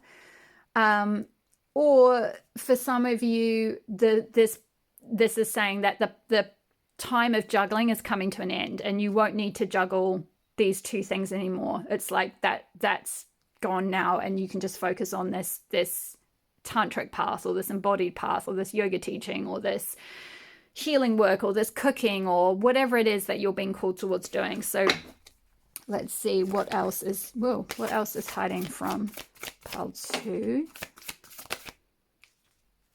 Ace of Swords. Yeah, exactly. Going from 2 right to 1, like making a decision. Swords are about making a decision, making a clear-cut decision, like being really sovereign over your own life, being like putting that sort of sword in the sand and being like, this is what I'm doing. I am making the decision to go down this path. This is me. I'm taking sovereignty and control over my life. There is a new beginning here for you. And it's something, I feel like with these pink flowers here, pink is the color of unconditional love. So I feel like this is something that you're really going to love. So that's really beautiful. Let's see what else. What else is hiding for pile 2? Whoa, Nymph of Swords. This is the Page of Swords, but in this Intuitive Night Goddess deck, the characters are all depicted as feminine, so it's nymph instead of page. Again, we've got the birds imagery. So where was your card? Yeah, with that mirror card, all these birds. We've got again 4 birds, and then we've got the number 4. And like I said at the beginning, 4 is to do with foundation. I can't remember at which point I was saying that. I think I saw 4 on the clock, and I was talking about Oya pulling away false foundations. So yeah, there's a new foundation that you're laying. We've got 4 birds here, the number 4. So you're laying a new foundation. You're making that decision to go down a certain path, to lay a new foundation for something that you really want, something that brings you happiness. And they're just drawing my eye to the honeycomb here wrapped around this person's body. So again, I'm kind of getting like honey, I'm getting soma, like, which is like nectar of the gods or goddess that like drips down like through through the mind, like down into the body, and like kind of oozes out like honey. Like it's really beautiful energy. And there's actually an Ayurvedic ritual. I had it done once at a amazing yoga retreat I went on years back, when I was still in corporate life and I was starting to do yoga and retreats and stuff. And forgive me, I can't remember what the process was called. I'll try and look it up and see if I can put a link to it. But it was this incredible, nourishing, like ritual or healing process where like this kind of honey was like dripped onto your head. It sounds kind of disgusting, but like if you just surrender getting messy, then it's actually great. And it drips onto your head, and like it's really. And then I think they did like a head massage. So again, I'm getting the massage thing. So some of you might be doing something like this, or going into some kind of Ayurvedic thing, or these kind of rituals like Ayurvedic healing could be very helpful to help you tap into your body and nurture and give yourself the sustenance that you need. Like eating in a very Ayurvedic way could be very helpful. But I'm just getting that, like honey. There was some kind of honey ritual where it was like dripping down. So hopefully someone might comment below if you know what that is, what I'm talking about. Hopefully you're not just like, oh my God, that sounds disgusting or totally crazy. I have no idea what you're on about. But I'm also getting with the honeycomb, like cooking and making sweet things and allowing yourself to eat sweet things and nurture yourself in that way and give yourself the sustenance that you need. So maybe some of you have been like, on diets a lot, or like, you had that conditioning where it was like, don't eat cakes because it'll make you fat or something like that. And it's like, this person's positively wrapped in honey. So it's like they're wrapped in sweetness. And I feel like that's you. Like you're going to wrap yourself in the sweetness that you need to like re-nourish yourself, re-nurture yourself, like give yourself the sustenance that you need to go forward in your life with this new path. So that's really beautiful. I'm going to leave those up there for this is what is hiding within you. And then let's look at the dreams that are waiting. Pile number 2. What dream? Ooh, that came out fast. Okay, so we've got 2 in reverse. 4 of Swords. Yeah, there's like healing that's going to happen here. Flower essences could be of benefit to some of you for healing. Got like a blossom here. So also I'm getting like flower agate blossom crystal could be really useful to help you like blossom into your true self, or allow your true self to blossom. But yeah, with 4 of Swords and 5 of Wands, both in reverse, I feel like 5 of Wands has a lot to do with like competition. But in this particular 5 of Wands, there's just one person. So I feel like there's some sort of a part of you that's like competitive against yourself, or like comparing yourself to others a lot, but it's like all within your mind. But with it coming out in reverse, I feel like you're releasing that, or it's something that you're healing. Like you're letting go of, it's like you're letting go of body comparison. So maybe some of you used to be on a lot of websites or social media things where you used to compare your body to other people and be like, oh, look at her, like she's so fit, like she looks so great, or he looks so great, like he's really tiny or she's really tiny, like I want to try and be like that. And then like kind of beating yourself up to like get in this kind of competition with yourself, like I just need to lose X more weight, or I just need to do XYZ, I just need to go on this run or something like that. There was something around like trying to compete with yourself, kind of like a self-competition energy is what I'm getting. But with that coming out in reverse, I feel like that's something that you are healing as a part of this process, and that's something that you have dreamed of happening. And if you're like, oh my gosh, I never thought I'd be able to heal from this, like I didn't even think that was possible, like it is, there is the right support out there for you to heal this, to find healthy ways of nurturing yourself, healthy ways of sustaining yourself, ways of listening to your body wisdom. And again, like through that process of figuring out how to heal that and losing that self-competitive nature and like just embracing your body and like feeling comfortable enough just to be like, "Wah!" Like go out and like like, see, she's so free. She's just like, yeah, this is who I am. Like, you know, doesn't matter what I look like. I'm having fun. And she's beautiful. Like, she's just so like in this positive energy and shining her light that she's just like lit up. Like she's, you know, because it's like she's treating her body like the palace it is. It's like the temple is within. The temple is within the body. Like you're an expression of your body is an expression of your soul. And so I feel like whatever process that you do to get to this point of like confidence and like shining your light, whatever you have to do to heal your body and heal all that shame or whatever it is around that, that is going to be a process that you're going to end up possibly leading others through eventually, if that's something that you want. Which is something that is like in your wildest dreams, like you never would have maybe thought that you could do that. What else is in pile 3's wildest dreams? What is in pile 3? Sorry, 2. I said 3 then. Apologies. Pile 2. Ace of Cups.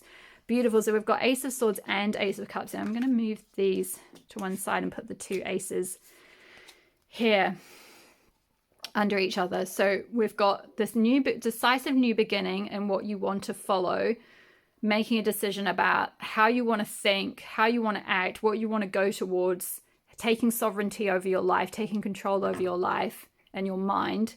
And then we've got Ace of Cups, which is this new beginning in your emotional fulfillment, in your happiness, and what brings you joy and what you love.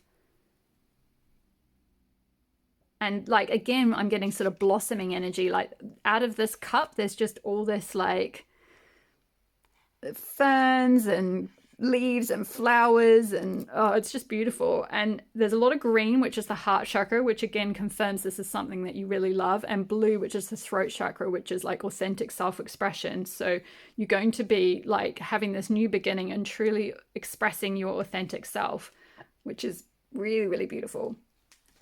And I think that is sort of in your wildest dreams, to have that sovereignty over your life, that control over your mind again, and find happiness within.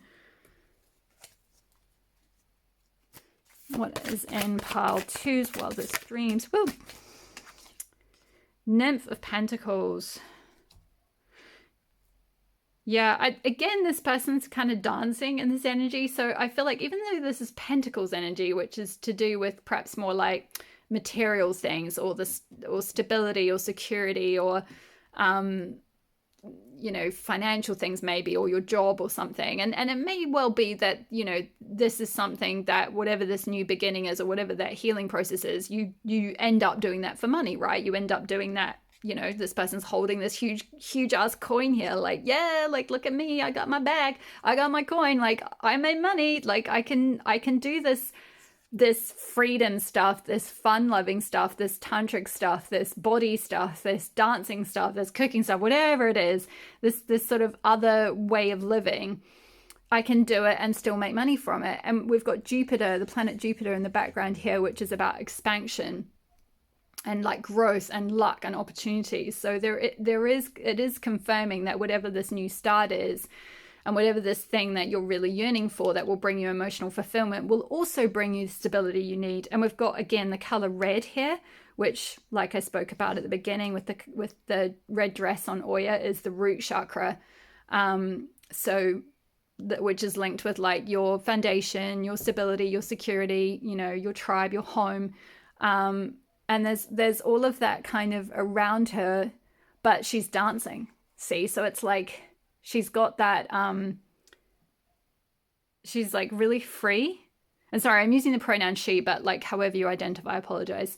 I'm just using she because I'm seeing nymph, but like, yeah, literally however you identify, it doesn't matter. You don't have to be a woman or whatever to embrace this energy. It's just about like finding that like flowing feminine energy within, connecting with that like inner part that just wants to like express its sensuality and express the body and like move the way you want to and nourish yourself the way you want to. And yeah, it's like really, really beautiful energy.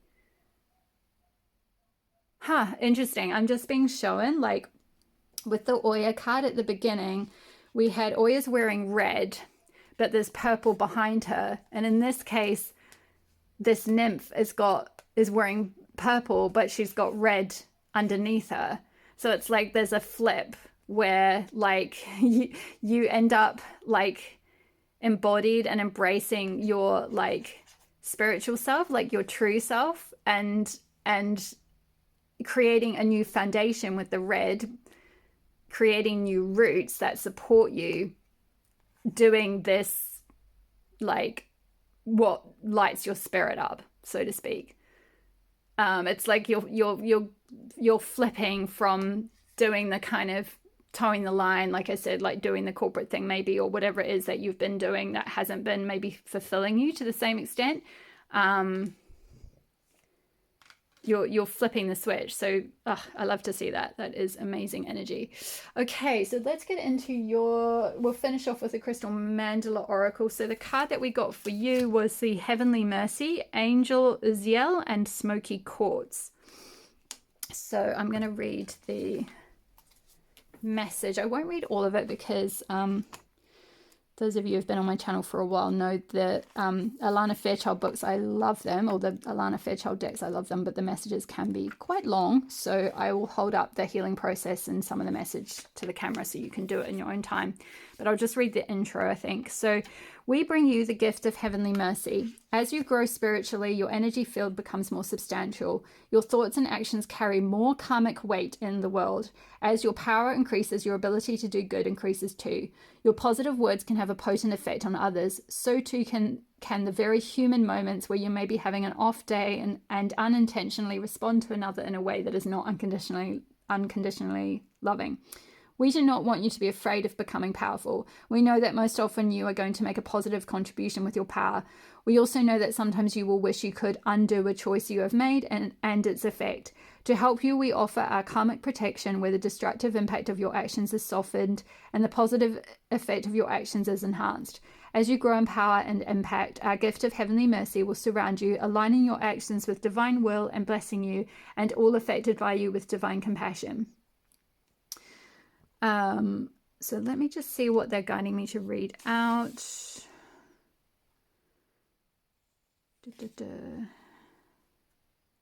Yeah, your feelings can become powerful enough to transform the energy of a room or even a group of people. Some advanced souls affect entire cities as they travel, their light triggering, clearing and uplifting the entire frequency of that place. And that can be a little bit like this energy, this Oya energy with the lightning. Like she's very like clearing energy. It can be like just lightning impact on people. And I feel like once you've gone through this spiritual awakening, like you'll have that power. And like I said, some of you are already doing this. Like some of you are already on this path completely. And some of you are just at the earlier stages of just going through your spiritual awakening. So it'll be different for all of you. But take it as it resonates. You'll start to notice that your power becomes like stronger and stronger. And like as you embody more light, you start to like transmit that, and it actually has like an effect on other people. So again, whether you end up becoming something like a hands-on healer, like a Reiki master or a massage therapist or something, or whether you do like I'm seeing someone do some kind of like coaching, like helping possibly women overcome like body dysmorphia issues or something. So that's quite specific. That might be for like one person, but whatever it is that you end up doing, you will just have like your energy will have such a strong impact on other people. Like it's incredible. Like I said, it'll like trigger other people to have kind of awakenings themselves. So yeah, the power of your increasing spiritual impact can cause the energy of your words to be broadcast far and wide through the inner plane. So yeah, some of you might be like, I don't know, you might start a channel or something, like a YouTube channel or a social media channel, TikTok channel, or a blog or something where you have really powerful words that end up like waking people up to their true selves. So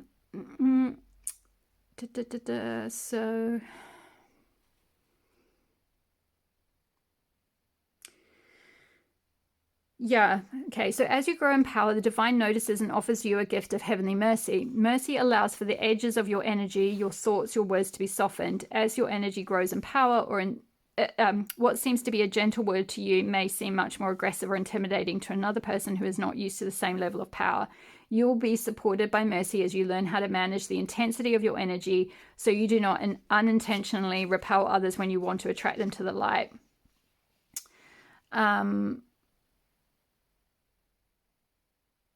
Yeah, so finally, this oracle brings you a message. If you have been struggling with an issue that feels too much for you, use the following healing process to pray for heavenly mercy. Mercy will bring you respite when the light of your spirit has grown too bright for your body, emotions, and mind to be able to process. In nature, there is night and day. The earthly part of your nature, your sacred animal body, needs a break from the light to absorb its life-giving properties and to integrate and heal itself. Mercy will give your body the spiritual shade it needs to recover from exposure to light, which has become overwhelming. In that shade, it can rest, recover, and prepare to meet the light again, adapting at a gentler and more effective pace. Yeah, so I'm picking up that yoga could be really useful to help you nourish your body and receive the light in a balanced way. Her heavenly mercy will help you recover and repair yourself from your struggles whilst protecting you from too much too soon. Then you will find in due course that what may have once seemed too much to handle naturally becomes easier to successfully resolve. Yeah, so here's the healing process. So I will hold that up to the camera, so hopefully you can... Might have to do it in 2 stages because it's a little bit big for you to be able to see all of it. So there we go. There's one. And that's the rest. If you want to pause it and take a photo, I hope you can see that okay. Let me know if for some reason you can't. Okay, my lovely pal twos, I'm going to leave your reading there. Thank you so much for letting me read for you today. It's always a pleasure to tap into your energy. You are such powerful souls. I'm wishing you all the best with this healing journey and tapping into your dreams, your wildest dreams. It's all within you. Don't forget to leave a comment below if this resonated, and subscribe and hit the notification bell so you'll be notified when I next upload a reading, and hit the like button if you enjoyed it as well. That also helps the YouTube algorithm to send it around. And I will see you in the next reading. All my love. Thank you so much. Take care. Bye. Hi there, pal number 3. Welcome to your reading. If you chose Goddess Freya, Warrior, Your Power, Determination, this is going to be your reading. So my lovely pal number 3s, the energy I'm picking up on when I tune into your energy in terms of what is hiding within you, that is the key to realizing your wildest dreams. I feel like for you, that is a sense of like independence with the wee cat there, and self-determination, having the ability to like reclaim your power and determine the direction that your life goes in. With Freya, she's often depicted riding a chariot.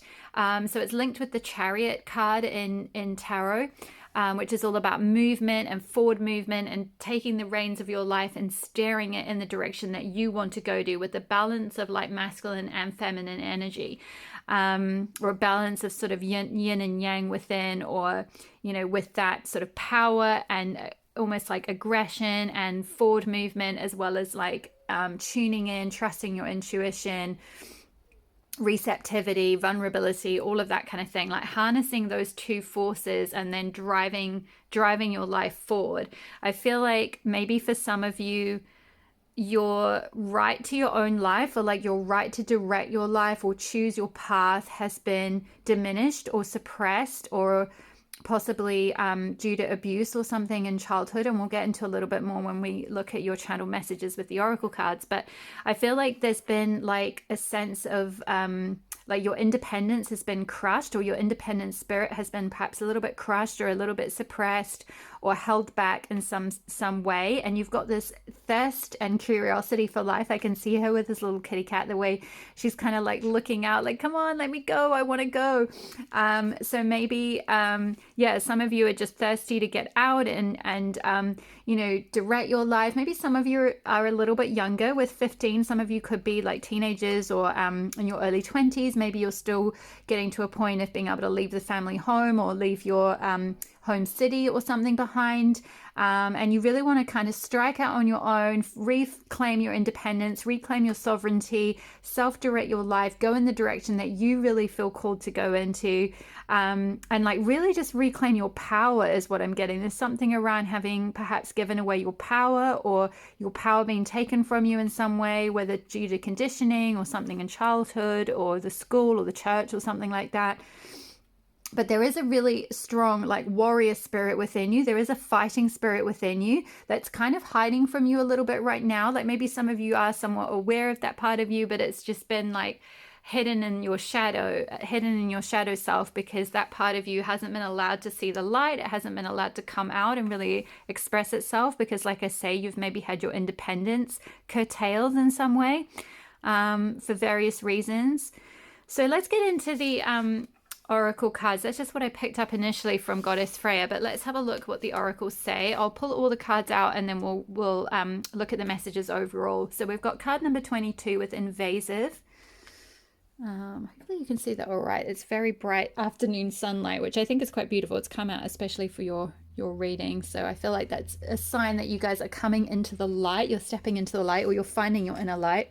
We've got Anima Mundi here, which is a really beautiful card and really positive card to get as the archetype that you're uncovering, the archetype that's within you.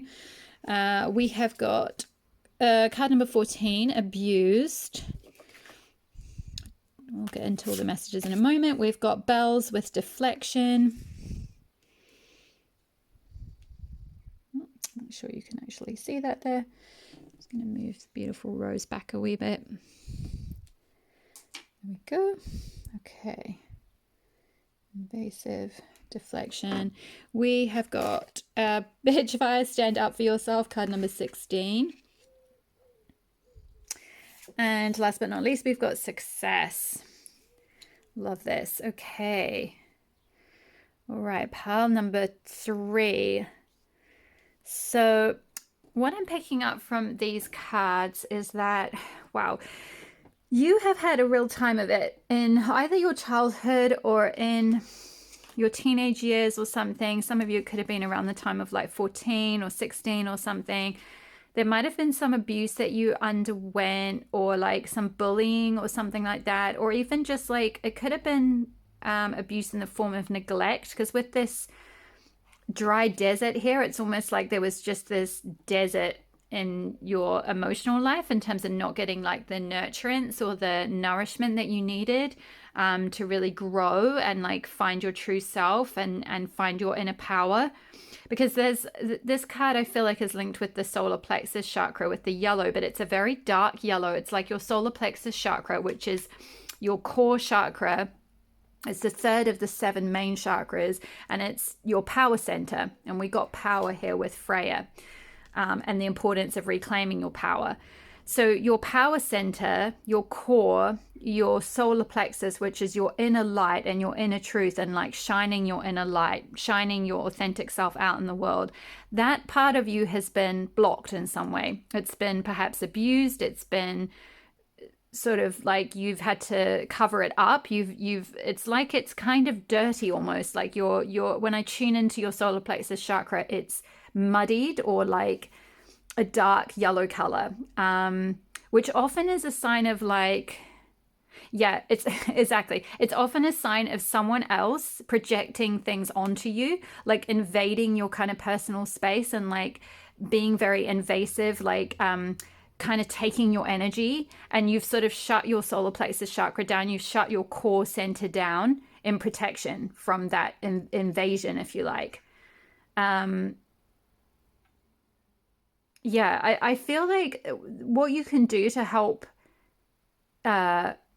find your independence and your inner power and your inner strength and your inner self-determination, and clear out all this, like all these kind of these dragonflies here are like kind of invasive thoughts I'm getting. Maybe some of you suffer from invasive thoughts a lot, which I feel like is maybe as a result of like some kind of abuse or verbal abuse or emotional abuse or something. And I'm so sorry for those of you who have gone through something like that. It can be really tough, and it can be something that can certainly cause invasive thoughts, and mental health might be something you sometimes struggle with, or it might have been something that you struggled with perhaps in your 20s with the number 22 there.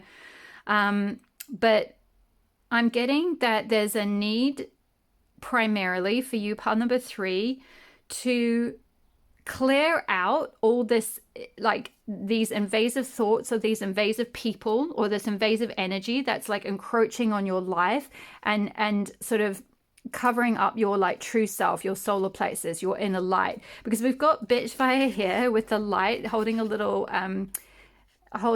flame, a tiny wee flame, and it's like this is your light of your spirit, and this is still lit up, this is still within you. But there's like, you need to kind of connect with this inner bitch fire, however you identify. You don't have to be a woman, but it's just that inner energy of like, damn, like I know my power, I know my worth, I know what I want, I know who I am, and I'm going to stand up for myself. I'm going to stand up for what I want. I'm not going to let all these other people, all this invasive energy, like boss me around or tell me what to do or direct my life or like try and push me to go down a certain direction. Because with deflection here, there's a need to like, whoops, sorry, I knocked the camera. There's a need to like detach and deflect and like clear out negative energy from your life or invasive energy from your life. So sound healing, I'm seeing with the bells here, sound healing could be really powerful for you. It could be really useful, like Tibetan bells, or like even getting, sometimes in spiritual shops, they have those little tiny wee cymbal bells, and you can kind of clang them together yourself. So like, that could help like clear your aura or clear the energy around you in your space.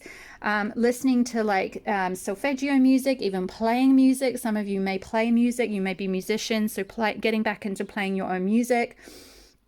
Playing some kind of like bell sounds. I was reading a book the other day actually about this, it's about a woman who has a house in the French countryside in the Pyrenees, and how she was talking about in this village, they ring the bells, the church bells, for like all sorts of different things. And she was fascinated about how it was amazing that they even rung the bells for like things like to scare away, like this is back in the day, like a medieval time or whatever, to kind of scare away like marauders or like invading forces who would try and come into the village, or like even natural things like storms, like even to kind of like clear the energy from like a storm. Like if how storm energy can like build up in the atmosphere, and like they believed, because of the power of the bells, that if they rung them after a storm, even that would like diffuse the negative energy that had built up in the atmosphere. So yeah, there's something powerful about sound and sound healing and bells and like clearing out like all this like invasive energy, invasive thoughts. It might help you to like recenter and clear out negative mental clutter, any kind of like abusive energy you might have absorbed, like any kind of mental abuse, especially any like negative self-talk or invasive thoughts that you might be absorbing from others. It may be also that you're very, very spiritual. Pile number 3 with that anima mundi, this can often speak of like being sort of, the center of all that is, like being able to like connect with your inner spirit self and like quiet the mind and like connect with spirit within and receive guidance. I do feel like you are very spiritual, or you're perhaps on that journey of connecting with that part of yourself. And there's a need to, in order to like connect with that part of yourself more strongly, there's a need to perhaps almost like hermit yourself to an extent, or like clear out negative energy around you, clear out negative clutter or other people's energies you've absorbed. I feel like you might be quite empathic, pile number 3. So you might find that going out in crowds or being around a lot of other people, you absorb a lot of invasive energy from other people, or other people can project a lot of energy onto you, which is what I picked up with that abuse and that sort of like muddied solar plexus chakra here. Yeah, I think there's something around needing to get back to the core of who you really are, get back to your like inner light. Definitely doing meditations could be very useful for you. You don't have to kind of sit in that like, like kind of traditional meditation if that doesn't suit you. Maybe doing like a walking meditation, getting out in nature, like being near a tree could be being very near trees could be very helpful. Sitting at the base of a tree. Yeah, like walking meditations, nature meditations, a guided meditation if you prefer to follow someone else rather than just like connect within. Maybe going on a spiritual retreat if that's something that's available to you. Like really kind of like cutting yourself off from sort of the rest of the world and tuning into your own light, your own, just like your own pure energy, the energy of who you really are, without any invading energies around you or any like competing energies around you, or like invading thoughts or racing thoughts. I'm noticing actually I'm speaking very fast, so some of you might be quite fast speakers, or you might it's like I'm picking up sort of almost anxious energy, like you have a lot of mental clutter, mental energy, like all these dragonflies are all around your head, kind of like sort of distracting her focus. Yeah, sort of pulling her brain in different directions. So it could be that you want to go in one direction. And we spoke about one direction. We spoke about with Freya with like the importance of self-determination and knowing which direction you want to go in. And I feel like maybe that's something you've struggled to do because of this, like the invasiveness of possibly people around you, which is why it's so important to set healthy boundaries and really stand up for yourself. And the more you can like meditate and connect with that inner self, within that inner light, you can see this person's got this like light over their face, the inner light of their inner spirit, which has never gone out, by the way. Like no matter what has happened to you, and I'm so sorry if you have undergone any kind of mental or emotional abuse or neglect, lack of nourishment or nurturance or love or support, whatever you've gone through, your inner light has never gone out. Like your inner spirit, even though you might have been really suppressed and really sort of your energy being quite like, whew, you know, like chaotic or something, or you feel pulled in lots of different directions, or, you know, you feel like you might have mental health struggles as a result of all of that. No matter what's happened, like connecting with the truth of your, like your spirit has never gone out. Like that light will never really go away. Like it's just a case of kind of maybe hermiting yourself a little bit so that you can connect with that inner light, and then really carving out strong boundaries and standing up for that part. And that will lead to your success in whatever it is, whatever path it is that you're trying to go down. And some of you will be at different stages of that. Some of you might be already on that path of like determining your own life and choosing what you want, directing your life the way you want. And others of you might be at an earlier stage where you're just trying to get in touch with that inner self, with that part of you, that core part of you, your solar plexus, that sort of confidence and that driving force. Because maybe you're still struggling with invasive people around you, or invasive thoughts, or a lot of like possibly confusion I'm getting with all these kind of circles. This is almost like wind energy. Like there could be a lot of air energy, so a lot of like overstimulation, which is why like getting into nature, meditation is going to be very, very powerful for you to help shift out of that state of just feeling like, oh my gosh, like you know, my energy is being split into all these different directions. I can't find my direction. I can't determine my path. I can't find my power. It's really important to reclaim that. It's really important to stand up for that part of you. And like, if necessary, set really strong boundaries and be a bit caustic if you have to get like rid of these invasive people in your life, or like energies in your life. Possibly a crystal like tourmaline could be really useful for you, path 3, if you're drawn to crystals. Tourmaline is a really good like energy protecting crystal. Like it helps you, it helps kind of shield your energy and protect your energy and deflect negative energy, because we've got deflection here. So there's something around needing to deflect other people from like sort of stealing your energy or something along those lines. Because the key to your success is really finding that inner light and standing up for yourself. I feel like whatever it is you want to endeavor to do. And I feel like maybe for some of you that might be going traveling with this like exotic jungle here. Maybe some of you want to go to somewhere where there's jungles, like, I don't know, maybe somewhere in Latin America or something like that, or Africa or something, somewhere very exotic and warm, I'm getting. But yeah, I feel like it's interesting. We've got like this little pussycat on this Freya card here, which I feel like is sort of more of a domesticated cat almost. Like, even though it's Goddess Freya and cats are very independent, it's still like a, you know, it's more of a house cat. It's like a little, yeah, it's a kind of domesticated cat, I think.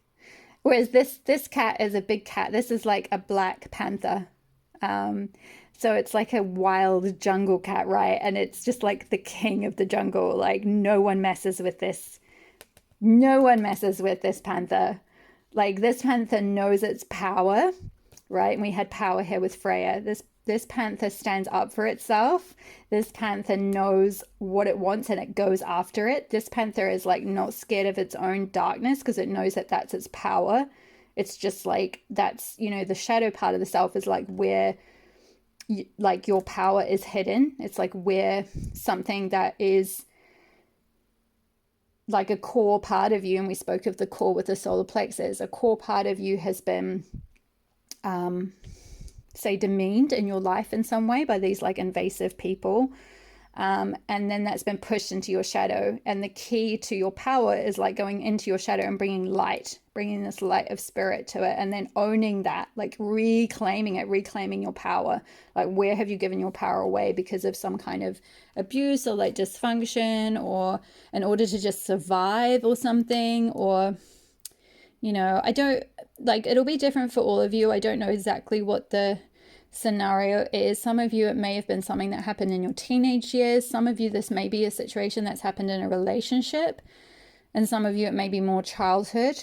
So it'll be different for all of you. But the key to healing this and to stepping into the dreams that you, stepping into like your wildest dreams, is really going within. It's connecting with your true eternal soul, your spirit self, that spark, that light of like your spirit is so light, pile number 3. And that's why like the sun has just come out in full bore for you guys. It's amazing, you know. And there's all this, again, we've got yellow here, which is the solar plexus I spoke about with that card there. There's this solar plexus energy here. And we've also got blue, which is linked with the throat chakra, which is all about expressing your authentic self. So there's something around those 2 chakras that could be useful to look at doing some healing, maybe some sound healing. You can always look up on YouTube. There's plenty of videos and meditations around like healing the chakras. So just play around with a few different ones, see which ones work, see if it's like more of a guided meditation, or like I said, sound healing could be really useful. Even going to like sound healing sessions, if where you live offers something like that. If you see a sign or you know, a notice somewhere out when you're walking around and there's something around a sound healing session, that could be a sign from spirit to like go to that session, because that could be very, very healing for you to help clear out that negative energy. Okay, I feel like that's all the messages I have for the oracle part of your reading. I'm going to move into the tarot portion now. So let's actually clear these away and start with the Crystal Magic Tarot here for my lovely pile 3s today. So while I'm shuffling this, if I can just humbly ask you, if you're enjoying this reading and it's resonating so far, if you can hit the like button and leave me a comment below. It just always helps me to know which content is resonating with you, and it helps tell the YouTube algorithm to send these videos around, which helps my little baby channel to grow. I'd really appreciate that. And thank you so much for all of you who've been commenting and supporting my channel and liking liking the videos I've been uploading so far. That is a very clumsy shuffle. Goodness, I feel like that 6 of coins really wants to come out. Maybe it does want to be seen. Let's see if it comes out when I do the shuffling. Okay, so what is hiding within pile number 3, please, Spirit? What is hiding within, the Hierophant, Yeah, but in reverse. I feel like this is like the inner teacher, which is interesting. We've got the key here and a brain on one side of the book and a heart on the other. And we've got sodalite and the color blue, which is linked to expressing your truth. So, and again, I spoke about with Freya, the blue and the throat chakra being at the top of that card. So healing the throat chakra is very, very important. And the crystal sodalite could be very helpful for that.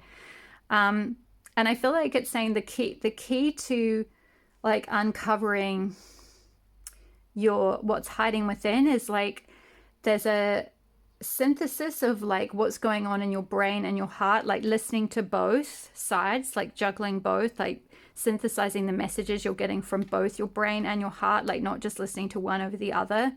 And we've also got interesting here, we've also got hopefully you can see this, an eye above the brain.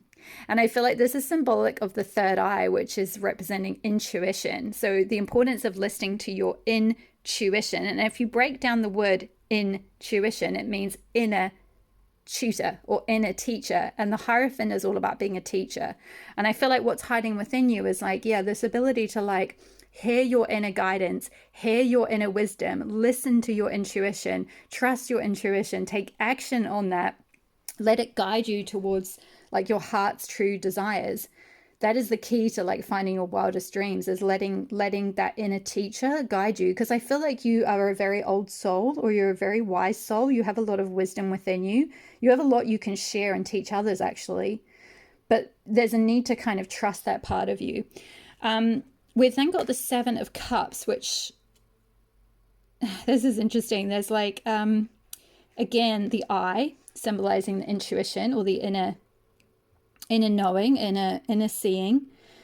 And we've got all these different cups, like there's all these different flavors or all these different ideas of things you could do. So maybe there's been some confusion around your path, and again I feel like that is because of this invasive energy, like other people around you, whether it's just people who are a bit nosy, or a bit like, you know, they just kind of invade your boundaries a bit and just like try and tell you what to do or something like that, or whether it's a family member or something, or just even invasive thoughts, like negative self-belief, negative self-talk that is like, oh, well, I would like to do this, or I would like to teach, or I would like to go down a spiritual path, but like, you know, I can't because of XYZ or something, you know, just feeling like you can't really do what you really want to do, what your intuition is telling you to do.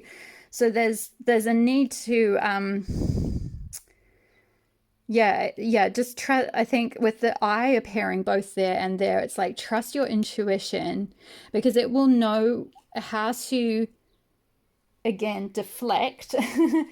It will know how to deflect all the energy of these other options that other people are maybe trying to stare you down, and it will know what is.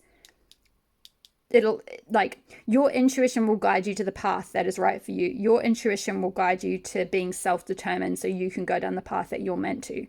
That's what I'm getting from that. So let's get a little bit more on what is hiding.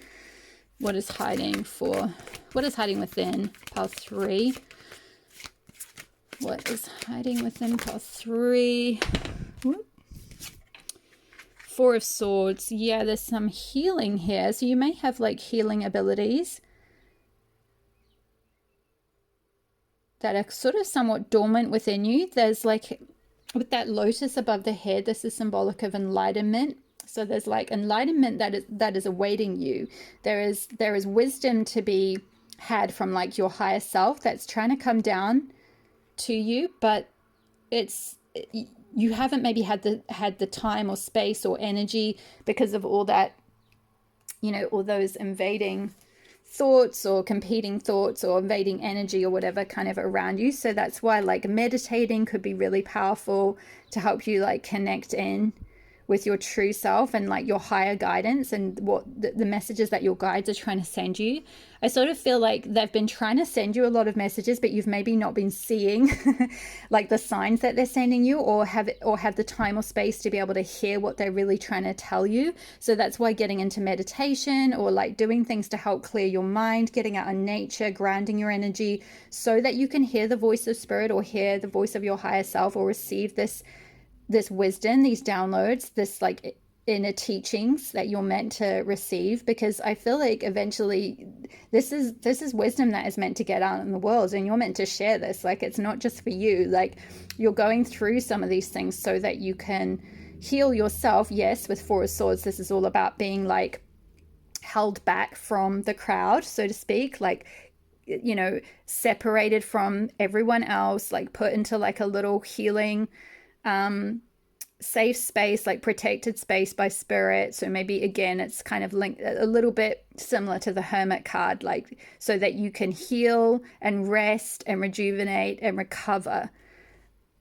And in the process of doing that, like, yeah, sort of reclaim your inner power and recover your strength and your vitality, and be able to go back out in the world and teach. I feel like with that Hierophant card, I think you are meant to be a teacher of some sort, maybe a spiritual teacher or a healer. You might, yeah, have some kind of healing ability, maybe even like Reiki, or doing something with your hands could be something that you might feel called to do.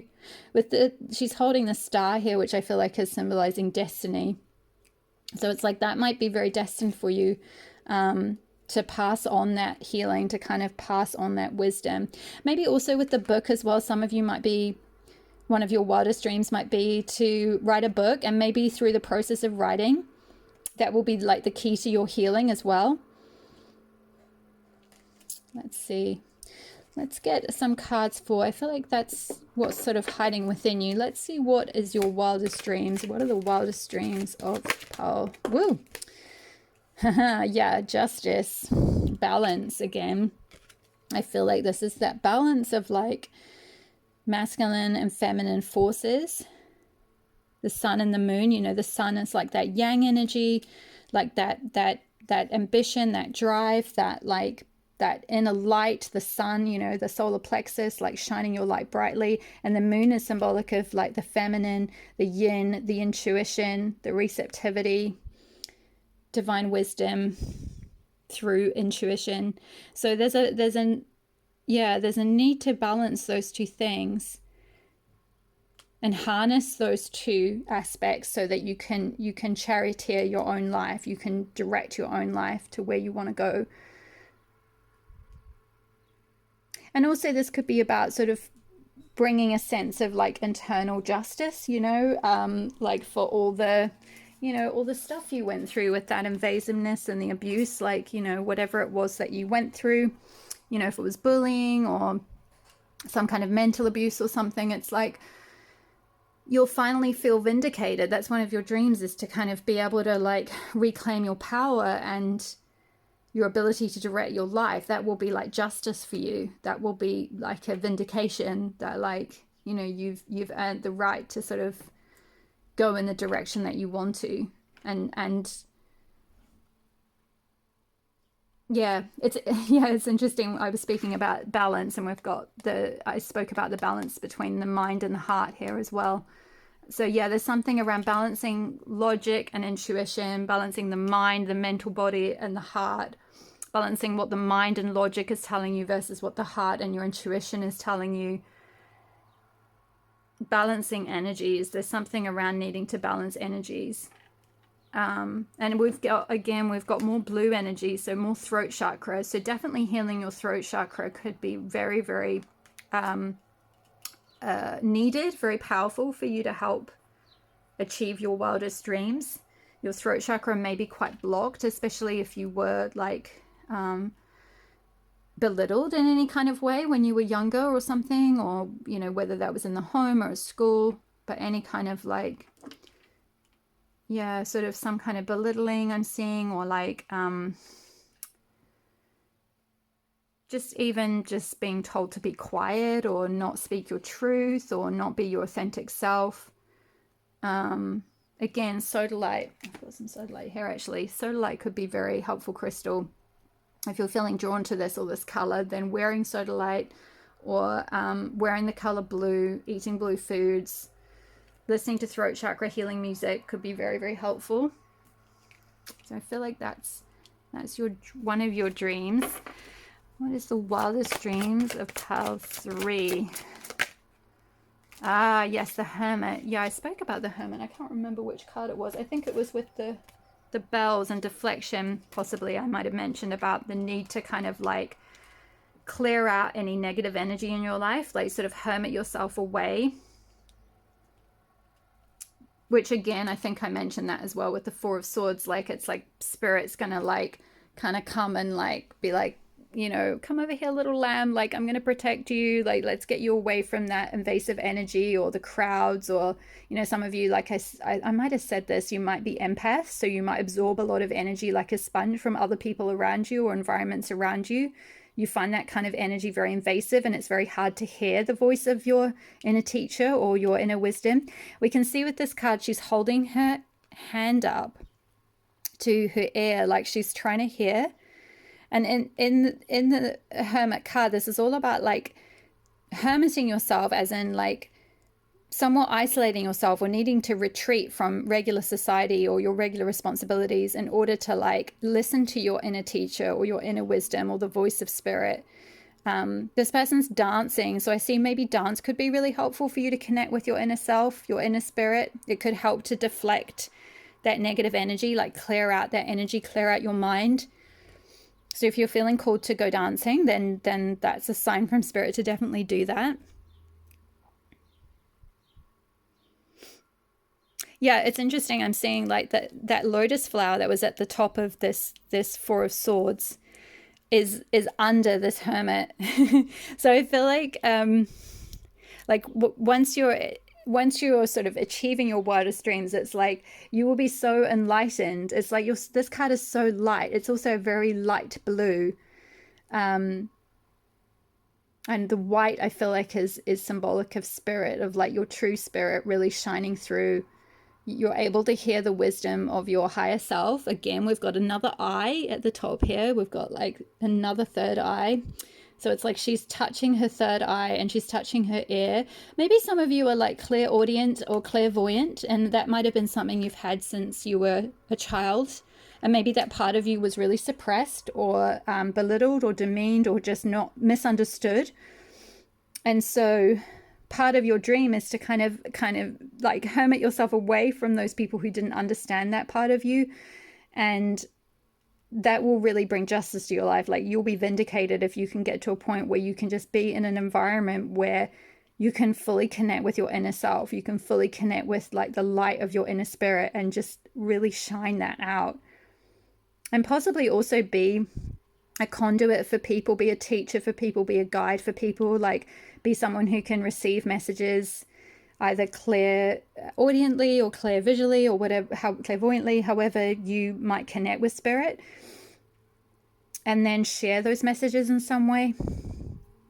That's just for some of you, however it resonates. Others of you, I'm picking up more kind of healing energy, like hands-on healing. But I do feel like for many of you in pile 3, you have a very spiritual mission and you are very driven and determined. It's just you've not had the support around you to like, and you've not yet maybe achieved the independence and the freedom to self-direct your own life. Let's get one final tarot card, whoopsie, for what is your widest dream of pile 3? Ah, yes, Magician, absolutely. Having the power to manifest what you want in your life, having the power to direct your life the way you want, having the power to bring about any shifts or transformation that you need or want. Yeah, just having the power to like magically manifest whatever you want into your life. I see that for you. That is one of your wildest dreams, to be able to manifest. And that's coming out under 4 of Swords. So I feel like the more you meditate and the more you connect with your higher self and the enlightenment of your spirit, the better your manifesting abilities will become. The better you're able to manifest what you want in your life. The better you're able to like tap into that like flow of magic that's flowing through you. Also, we've got 2 crystal balls here. So again, I'm picking up maybe someone might be wanting to, like, you know, do divination or something, or pick up messages through, through like crystal gazing, or through like, again, like clairaudience or something like that. But just, pick up messages and kind of transmit them out. That could be something that you want to manifest in your life, being a guide in that way. But we've got a lot of green energy in this card. So I feel like this is really beautiful heart chakra energy. Like whatever it is that your heart feels called to do, that is going to bring you success. We had the success card. Yeah, you're going to be very successful in that. You have the power. Magician is all about having, like, harnessing power. You know, it's like the witch or wizard energy. It's like you have the power to direct your life. You have the power within to create whatever you want. Your thoughts create your reality. So this is why it's so important to get hold of those invasive thoughts and, like, clear them out through whatever means, especially through meditation, so that you can hear your inner wisdom and you can manifest what it is that you truly, truly want. Something that you truly, truly love, with that green color there. Jade could be a really significant crystal for some of you as well. So maybe if you're drawn to crystals, then getting some jade in your life could be really powerful to help you connect with that inner manifesting energy, or that inner magician energy. I think that's all the messages from the tarot. So let's move into, finally, to finish up, we've got a, if I can find it, where did I put your card? 1 second. Sorry, Power Theory, I have found it. This is from the Crystal Mandala Oracle by Alana Fairchild. So we've got spiritual connection with Ascended Master Saint Germain and Amethyst. So Amethyst could be another crystal. I did definitely pick up many of you are very spiritually inclined, or you have a strong spiritual nature, or you're very connected with your third eye, or with your team in spirit, or you're trying to be, at least, or you're somewhat on that path towards achieving like a spiritual connection. I feel like you are destined for a spiritual path in this lifetime. I feel like you are a very old soul. I think I might have mentioned that at some point. You're a very old soul and you have a lot of spiritual wisdom to share and to teach others with that Hierophant there. So let's have a look at the guidebook, and I'm not going to read all of it because the messages from Alana Fairchild are beautiful, but they can be quite long. So I'm just going to pick out some bits as guided.